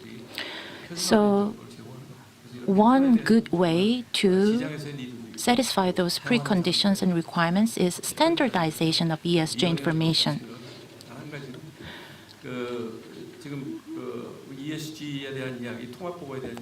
So when we talk about ESG information and how we can reflect it on integrated reporting, we have to think about who would be the primary users or audience. Would it be consumers? Would it be investors? So depending on who would be the primary users, standardization details would differ. And when we talk about standardization, many talk about IFRS because that is the higher level of advanced international standard we can benchmark against. So if I look back with my accounting expertise, it would be somewhat difficult to reach that level yet. Thank you very much. Who do you think the primary user would the standards be used by? And I would like to get the response of the audience here, and we would like to conduct a little poll. So you have a little device where you can press a number. I will pose the question, and I will tell you when the polling will begin, and then you can press which answer you would like to press. So you've heard what the panelists have had to say, and I'm sure you have your own sort of knowledge and information regarding the topic. And I would also like to urge those who are joining us online to take part in this poll, although you do not have the devices. The first question is, which user is likely to find the ESG monetary measurement and standardization most useful? Who are the primary users? I'm sure that you do have some idea of who you think the primary user will be. The first, number one, is investors. Number two is government, regulatory and auditing agencies. And third is companies. And fourth is business partners or suppliers. And fifth is consumers. I think we are joined offline by about 28 people. So we have 28 people in the audience. And of course, our panelists can also join in the polling. So already we are getting a real-time feed of the respondents. You can see the number 22, 23. I can see that the audience is taking part. You can only press once. You might really want somebody to be a primary user and press 10 times, but that is to no avail. I think that everybody has pressed their preference. The poll has been concluded. So 19 people believe that investors are the primary users of these new standards. Non-financial information and standardized information will be most useful to investors. And the second highest response was governments and corporations. And I see that a few have selected consumers. So please keep this in mind as we move forward with the discussion. Now we talked about why we need ESG measurement standards, and I think that you were given a fairly good idea of why we need this through the keynote speeches, and then we had a little further discussion with the panelists. Now I would like to talk about some of the challenges. If you were to create ESG measurement and standardized system in phases, the first step would be to standardize the global ESG indicators or metrics out there. And I think the second step would be the monetary measurement of indicators. In other words, the monetization of the indicators. So step 2 would be a step further from step 1. So I would like to talk first about standardizing existing global ESG indicators. Do you think that this is realistically possible? And what are the challenges? What areas of improvements are there in this process? I would like to give the mic to Mr. Kim. I think this question is a really important question to throw at ourselves. You talked about standardization of ESG indicators. Actually, over 100 countries in Korea are doing reporting ESG information. So it is quite widespread, but first, we have to think about what should be the ESG indicators that should be standardized. There are 2 dimensions in ESG information standardization, I think. The first is what elements need to be reported as ESG information.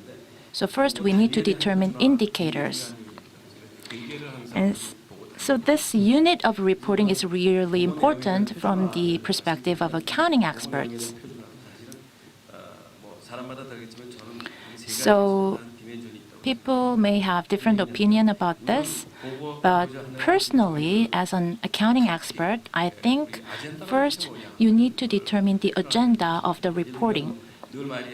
For example, would it be about climate change? Would it be about water quality, water contamination? Would it be about garbage problem or plastics? Or would it be business impact on labor market or distortion?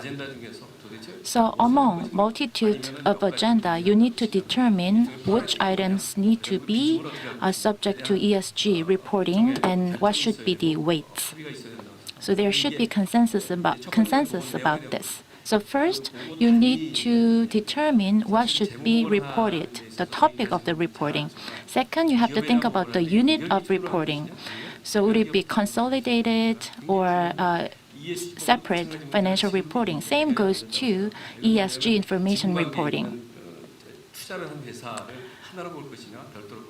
So if there are multitudes of businesses that are invested, would it be combined as one company that is subject of entity reporting? So we have to think about it. And regardless of share ratio, you also need to think about whether or not you will integrate the suppliers as one entity or one group that is subject to ESG reporting. So you have to also make a decision whether or not you're going to integrate vendors across the supply chain. So especially when you want to report about the origin of country information, that is a really important criteria you need to make a decision on. So these are the preconditions you have to think about beforehand. And about your question, would the standardization of the ESG information reporting be feasible? My answer is yes and no at the same time. Green financing or investor groups are working hard on standardization. And there's increasing pressure coming from the financial society. So if such a pressure comes from the market, I think standardization would be highly feasible. But if such attempt is triggered by legislations by different countries, there will be different contexts and conditions and circumstances. So I think standardization would be less feasible. Yes, thank you very much. So you talked about the units. As we've seen in accounting, there are some key factors that we have to look into for ESG as well. But for corporations, this could be an opportunity, but also a challenge because it helps them include new values. But then there can also be a flip side. So now moving on to Professor Chang, your take on this question. So in order to standardize, I think that there's a very good example in the accounting world, which is IFRS.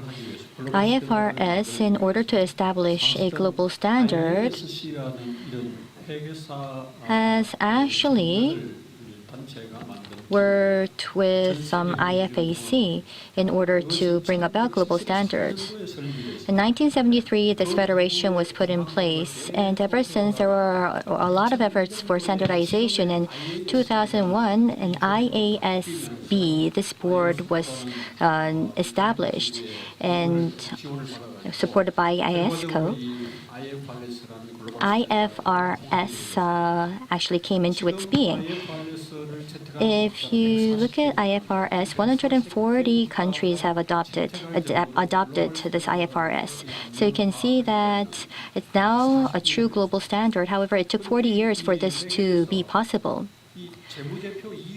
Other than financial statements, other than financial performance, we're trying to include non-financial performance right now. And as we're talking about non-financial performance, so we call this just mere ESG. So then, what's the standard of generating ESG data? We're trying to find the standardization in that methodology, but would that be possible? This is a major challenge, and it carries great weight and depth. For multiple years, there were discussions on standardization. But it's true that in 2014, CRD, Corporate Reporting Dialogue, an organization was put together, which was quite substantial. As mentioned, ESG data-related standards were sprawled. There were so many differences, and in order to coordinate these efforts, a corporate reporting dialogue, a very loose type of organization, was put together. And this federation consisted of 8 units, and IASB was also involved. And based on these discussions, a better alignment project was born 2 years back. So what's the difference? It was about aligning conflicting interests. TCFD had to do with climate change disclosures, and there is a standard called materiality, and this criteria was taken as an example, and they found that the gap of divided opinions can be narrowed. And time passed by. There were a lot of articles, literatures, and out on the media. There was a lot of discussions on standardization, but we weren't able to see any concrete action. But it was 2019 when we did see some implementation. VBA was one, where it was an initiative led by corporations. And as mentioned, the basis behind IFRS was IFAC, as I have already mentioned. And IFAC, this Federation of Accountants, have shown their support on the global standards for ESG, and what they recommended was the following. Based on the IFRS experience, there was an IFRS foundation that have agglomerated all of this experience, and they thought that they can play a role. And not only that, a new organization of SASB was something that was proposed. So there was this recommendation out by IFAC, and starting from this year, in June, the IFRS Foundation said that they will be playing a key role in standard setting for ESG. And in September, as was mentioned in the keynote speech, the WEC, IBC, the big 4 accounting firms, started off a stakeholder matrix that has to do with a common matrix of collaboration. So it's still in draft form, but it has to do with setting a global standard for ESG. And out of the 400 standard setting organizations, we have the major 5 for ESG. And these 5 major standard setting organizations have indicated their will for collaboration and that they will be supporting the efforts of IFRS Foundation. So this joint statement was out. And in IFRS last September has indicated their role to put together a consultation paper and will be receiving feedback till December. So you can see that both pre and post the pandemic, there were a lot of efforts, especially after the pandemic, and we believe that this is a positive sign. IFAC's active support and the corporate alliances and initiatives such as VBA and IFRS Foundation, I think does show that we do have hope for the future. But the issue here is whether all of these efforts can actually come to fruition. Of course, we cannot be hasty in drawing a conclusion, but I think that there is potential. In the process of integration, there are many barriers, because you can see that it's completely different from financial data. And when we were integrating financial standards, you can see that the countries all had different standards. However, the unit was not on a country basis. You can see that here what we have now is a group of initiatives that were led by all different private organizations. So this has to do with conflicting views as well as interests. And if we want to integrate this all together, we need a coordinating body. And as was mentioned in the keynote speech, I believe that IFRS Foundation probably will have to take the initiative in bringing this all together because they have expertise and they have previous experience in the financial reporting sphere. So then, in the case of GRI, it was established in 1997. And if you look at companies, we have more than 6,000 that actually adapted GRI standards. And about 40% of the S&P companies use GRI. So we cannot say that this organization will disappear altogether all of a sudden. There are many interests here at stake right now.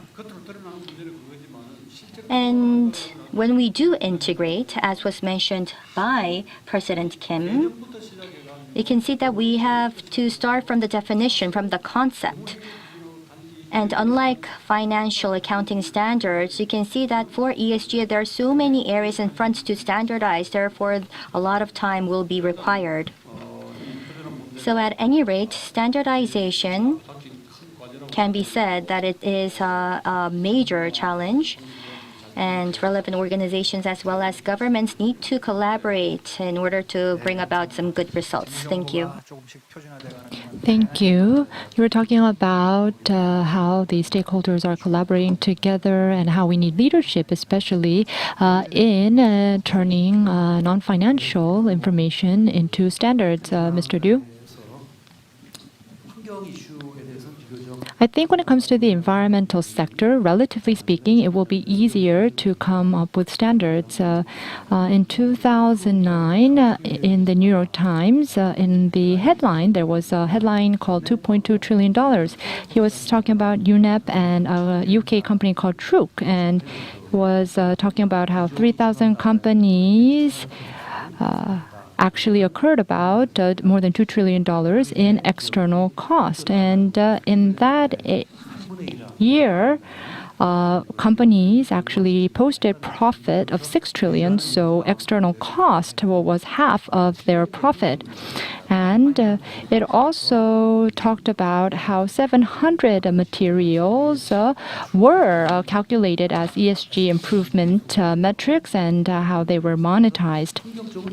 So I think when you look at the environmental sector, relatively speaking, it will be easier to come up with standards. But I think that we will have more difficulty when it comes to governance. And when you look at stakeholder capitalism, governance becomes even more difficult because you have the consumer view and then you have have different situations and understanding about governance in each country. If you look at Korea, we have a very unique system of chaebals. And then if you look at the UK, they also have a very different understanding of governance. So scoping these two concepts will be very difficult. And I think that these will be the greatest hurdle in standardization. And if you look at the governance, how are you going to monetize the role of executive board of directors, of their check and balance?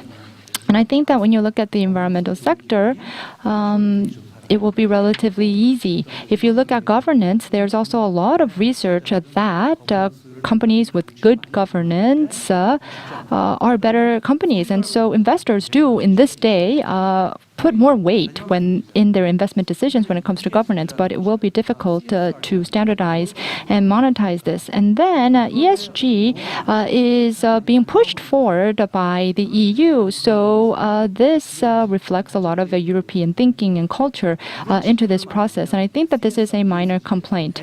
If you look at European investors, they look at animal rights as important as human rights. But if you look at Korea, and so I don't know how Korean culture can accept these sort of different views on animal rights. Can we form a social consensus regarding these issues? So I think that going forward, there will be some very deep and challenging issues.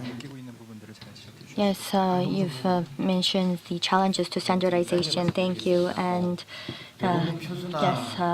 next, Vice President Kang.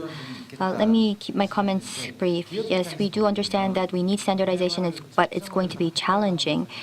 If you look at companies with this as a standard, it can lead to risks as well as litigation risks. But the reason why we still do want monetization is because without ESG business management, we cannot survive. There is that urgency out there. And Professor Chang said that it took 40 years, but with IT and with fast communications, I think that it won't take as long. And Mr. You've also talked about S and G particularly being more difficult than the E factor. And yes, I would have to agree to a certain extent. But what I want to say is, as we kickstart discussions, it's now a must. So we need to discuss. We need to be in this together. Yes, thank you. We are running out of time. And I think that monetization and monetary measurement has already been mentioned. So if you would like to skip your comments because you've already talked about it, that's fine. But I would like to touch upon the difficulties of monetization or coming up with monetary measurements.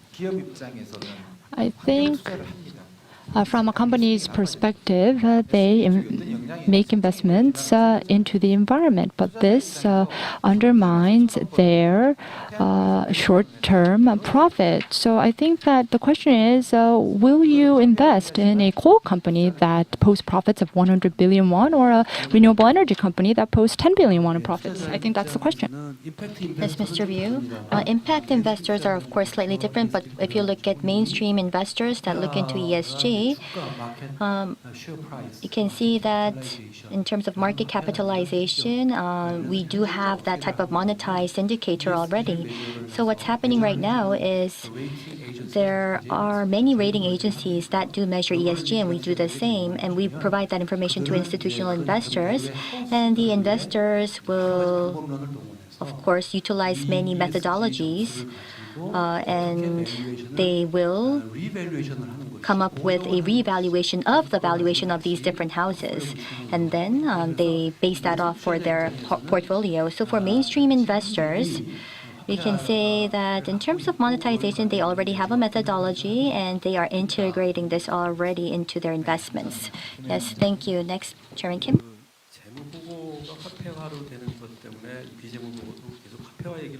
So we have been talking about applying monetary valuation for non-financial reporting,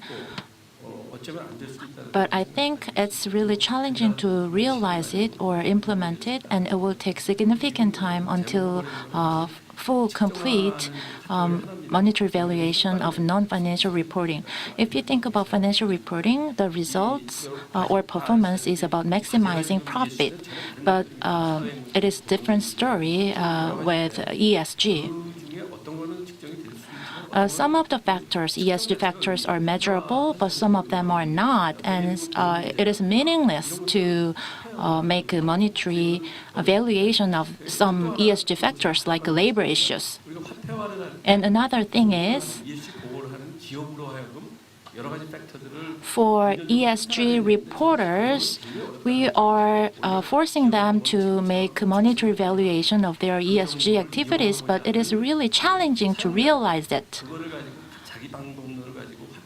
So, after their overall reporting, I think the onus should be on the users of that information. For example, investors or consumers or users need to have that onus of interpreting the information. Thank you for that interesting thought, Professor Zhang. I will keep my comments brief. So there is a lot of discussion and attempts to monetize ESG measurements.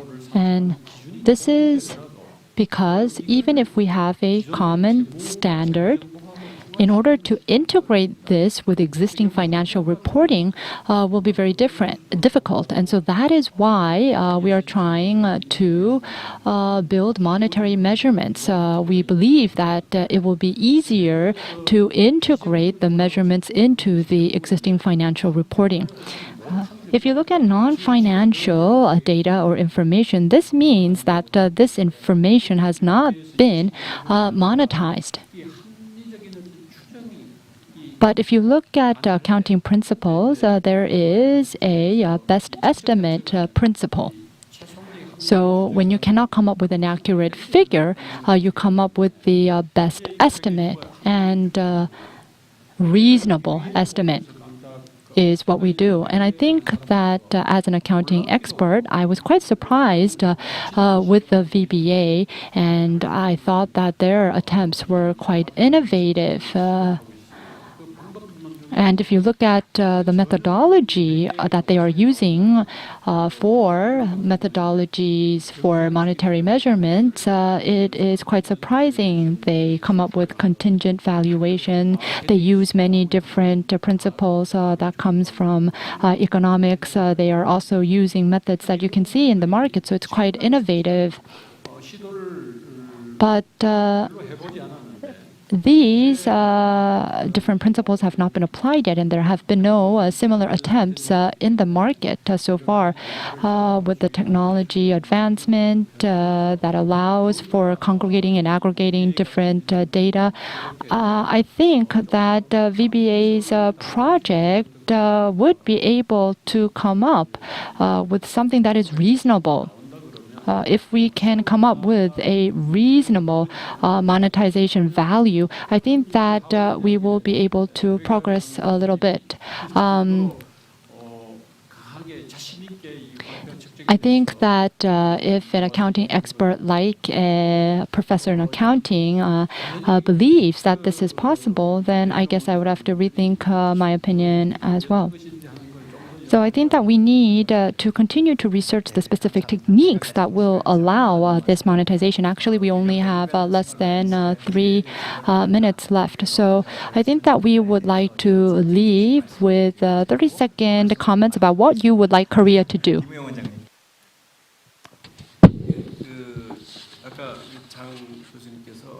As Professor Chang mentioned before, consultation paper was released by IFRS Foundation. That is a really important momentum. We don't know if it will be success or failure yet, but if it turns out to be a success, there will be tremendous transformation. If ESG criteria are standardized, it will be spread out across the world. And if it is implemented in and adopted by many players around the world, many funds will pay attention to ESG information and increase their investment. And the users of that information will be able to analyze all the ESG activities and impact of those activities of businesses. Up until now, companies didn't communicate much with the whole society. For example, there was a high level of demand coming from the constituents of the society.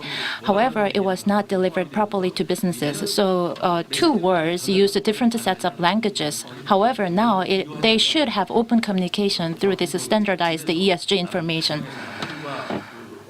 Think about the case where a wife talks to a husband. The husband spent a long day earning money, and when he comes back, he doesn't do house chores, and when his wife nag, then he would not listen. So they are using two different languages at home. But going forward, ESG information, standardized information, will be common language between the society and the company. Yes, so for us at our family, financial, non-financial, financial has already been integrated for your information. Professor Zhang, briefly, please. So IFRS took 40 years for it to come to fruition. It wasn't 40 years back, but during the ISC years, I've actually was a part of the studies. But at the time, you can see that Korea, in the process of forming IFRS, did not contribute and could not really voice out their views or stance. But I think that now we're in a completely different situation. We have Professor Kwak Soo-gun, who is currently a member of the IFRS Foundation as director, and as ISB member, we have also Professor Seo here with us. And you can see that right now Korea's capabilities are completely different. If you look at VBA, this event is taking place here in Korea, and SK is currently taking the initiative, and this is greatly significant. And I believe that we will be seeing global standards in ESG, and I believe that Korea can be a great contributor going forward. Leadership from Korea, especially the Korean government and corporations and accounting federations and experts of diverse fields. I hope we can all be in this together. Next, Vice President Kang.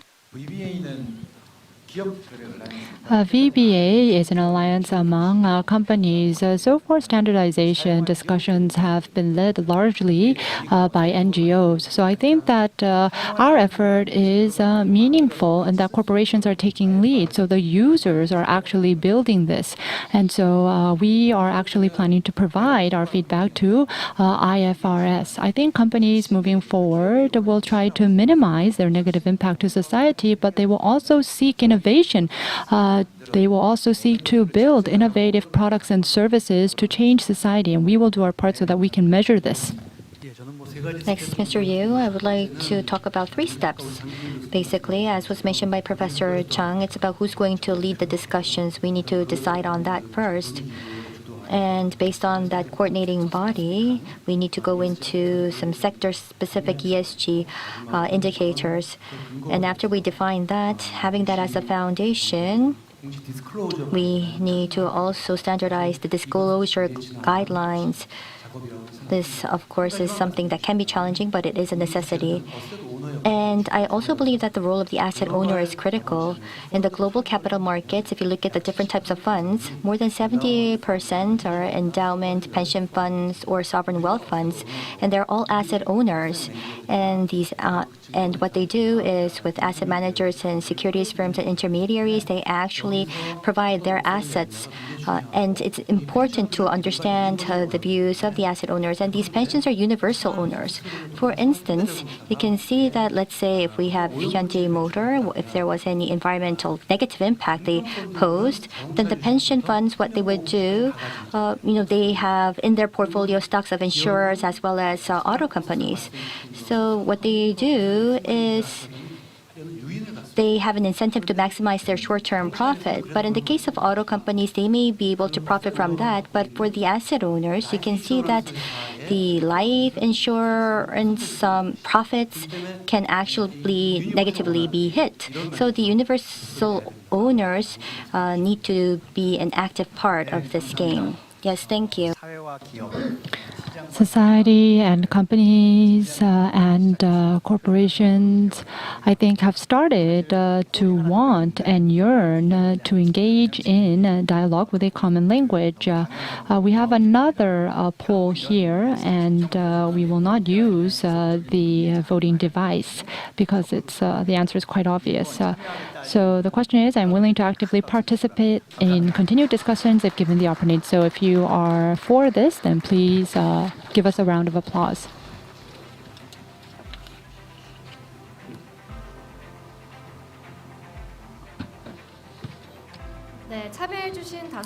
Thank you very much to the 5 panelists for their participation in the discussion.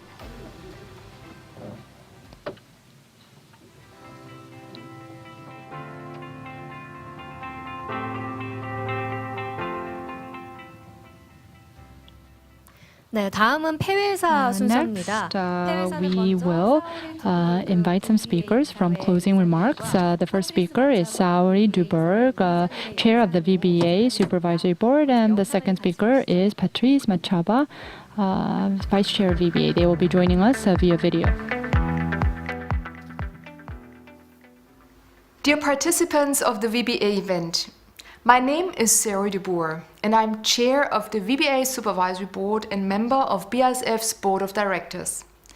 I would like to thank you, all of you, for your participation today, and our VBA member SK, in specific, President Hyung-hee Lee, my colleague in the Supervisory Board, for organizing and hosting this great event. Climate change and the corona crisis show in our globalized world, only international solutions will enable a sustainable and inclusive world for all. And business will play a crucial role. First, by providing products and services, employment, taxes, environmentally sound production. Second, by consistent communication and reporting how we contribute to a sustainable and inclusive world.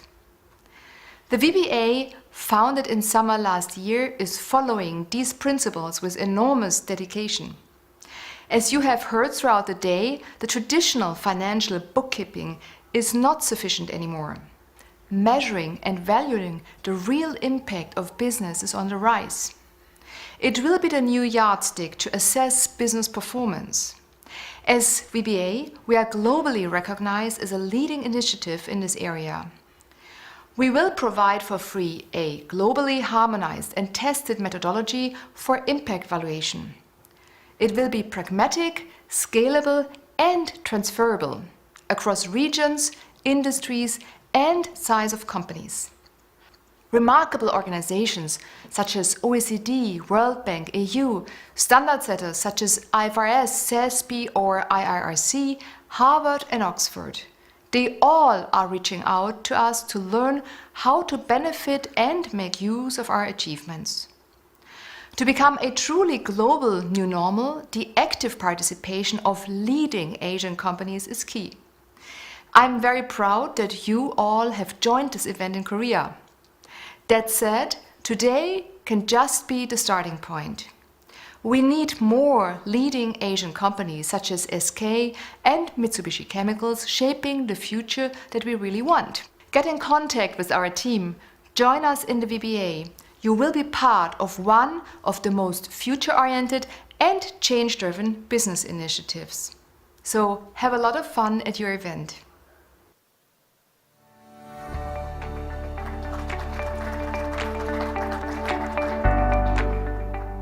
This is Patrice Machaba. I'm the Group Head of Global Health and Corporate Responsibility for Novartis. I'm also the co-chair of the Value Balancing Alliance Steering Committee with my colleagues from BASF and the SK Group. So congratulations to my colleagues from the SK Group for holding this historic event.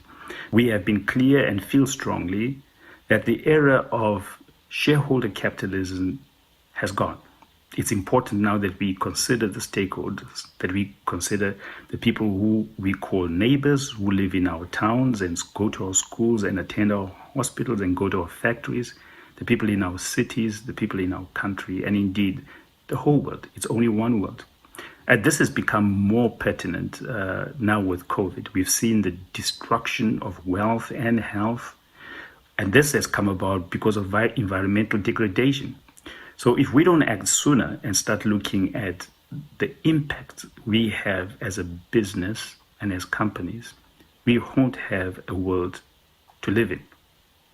So I would really encourage all of you to please join the Value Balancing Alliance. Now, last month, something historic happened. We went to the bond market, and we are actually the first pharmaceutical company that has raised a bond linked to a sustainability-linked bond linked to certain KPIs, and with us, those KPIs are related to patient access to innovative medicines in low-income and middle-income countries. The point I'm trying to make here is that the bond market, the financial markets, and everybody else are now ready to include the important social impacts that we have and all of you contribute to positively around the world. So please join us all in the Value Balancing Alliance, and let's make this partnership the most impactful partnership to come out of the COVID crisis and the environmental challenges that we all face. Thank you so much.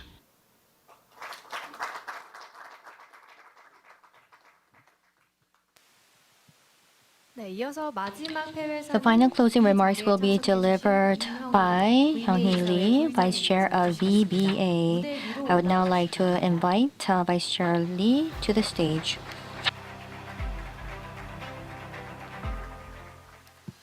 Good day, ladies and gentlemen. I am Hyung-hee Lee, Vice Chair of the Value Balancing Alliance.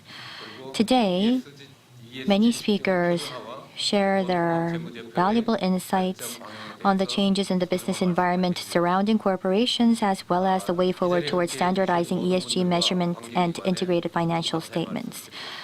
I would like to extend my gratitude to all of you here today. There was also criticism that companies, while operating their businesses, destroyed the environment and brought about social problems. And in the eyes of the companies in the past, it would have been an uncomfortable topic that need to be avoided. However, we now know for sure that such discussions cannot be merely avoided. No longer is this a situation where we can pursue what's only good and convenient for us. This is not a matter of take it if you like it or leave it if you don't. We are at a crossroads. In front of us lie an uncomfortable path of the present, but one that would hand down a cleaner and more livable world for future generations, and another path that provides for convenience right now for the present generation at the sacrifice of future generations, and we need to choose between the two. The path we should take is clear. It is inevitable to embrace the change that brings inconvenience today but benefits the future. But whether we take in such need for change after everything becomes permanent, or rather be proactive and prepare in advance, may change our situation going forward significantly. At the face of a major wave of change, rather than trying to dodge that change, we need to think of how quickly and efficiently we should adapt. It is more evident that many companies will be a part of the new standard setting process, and I believe that there are many Asian companies and their experience and know-how that should be also be shared in the process. Moreover, to transition into sustainable management founded on ESG, we need keen interest and active participation of all stakeholders, including not only companies but also governments, international organizations, academia, and the financial sector. In order to successfully develop a global standard for ESG, monetary measurement and valuation, VBA will do its best, and we will cooperate with diverse stakeholders. I hope today's event offers the opportunity to publicize and expand in Korea the discussions on ESG measurement and integrating financial performance, and I truly hope and ask for the support and interest from all of our participants with us today. Thank you for taking part in today's event despite your very busy schedules, and I thank you very much. 네, 이영희 VBA Thank you very much, Mr. Lee. 끝으로 참석해주신 분들과 Last, we would like to take a moment for a commemorative photo op. We will be taking a photo at your seats. The VBA has prepared signs that says integrating business into society and nature. 앞으로의 기업 비즈니스는 I think that in order to achieve sustainable growth, companies will have to think about both society impact and also environmental impact. So please hold the signs.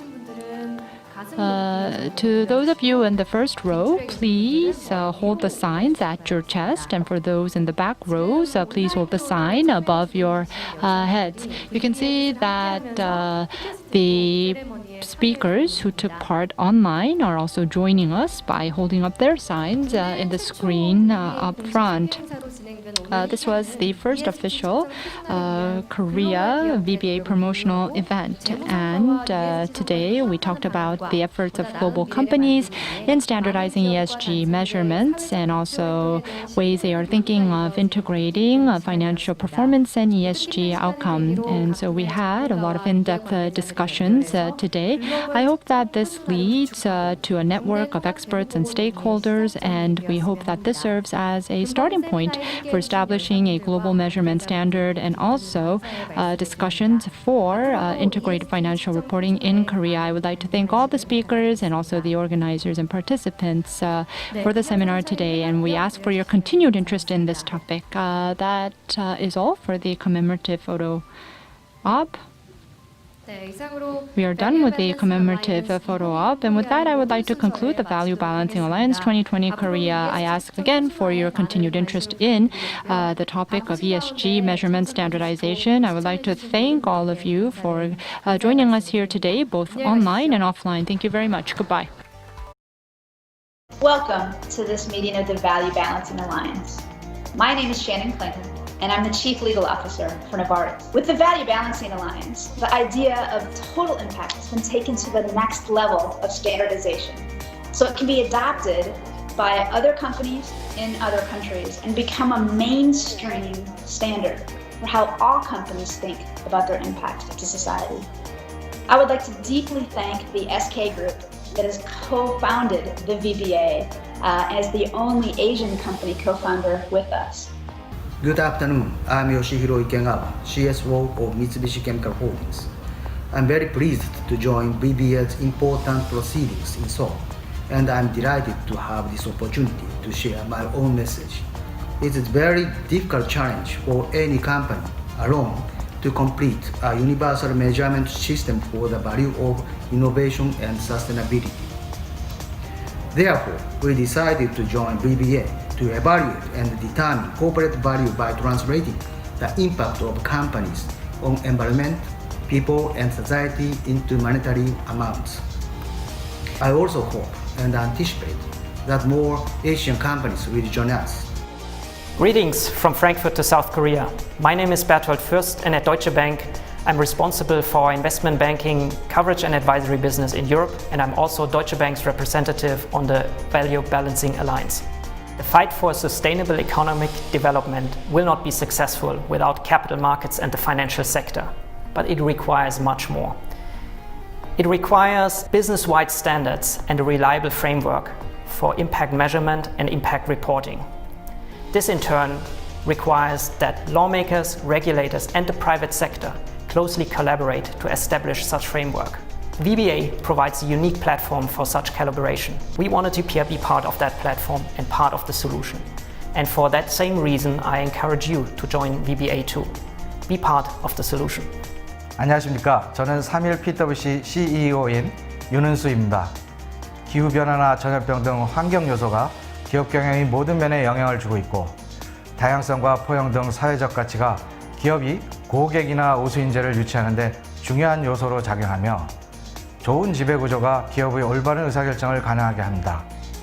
ESG 가치를 어떻게 측정하는지에 대해서는 앞으로도 많은 연구와 논의가 필요합니다. 이러한 노력의 중심축인 VBA의 활약을 기대하고 응원하겠습니다. 안녕하십니까. 반갑습니다. 3년 KPMG 컨설팅의 정대길 대표입니다. 기업의 ESG 성과와 사회적 가치는 장기적인 기업 가치 창출의 핵심 요소라고 생각합니다. VBA와 SK 노력에 힘찬 응원의 박수를 보내며 저희 3전 KPMG도 함께 하도록 하겠습니다. 안녕하세요. 한국딜러이트그룹 총괄대표 홍정성입니다. ESG가 시대의 화두가 됐습니다. ESG의 정확한 책정은 기업의 의사결정에 도움이 되고 그 결과가 구체적으로 보여질 때 더 많은 기업들이 적극적으로 동참할 수 있을 것입니다. VBA의 노력을 지지합니다. 안녕하세요. EY 한영 박용근 대표입니다. 다양한 배경과 경험을 가진 글로벌 기업들의 이니셔티브인 밸류 밸런싱 얼라이언스를 응원합니다. VBA가 이루고자 하는 목표 달성을 위해서는 많은 사람들의 관심과 참여가 필요할 것입니다. VBA의 노력에 지지를 보냅니다.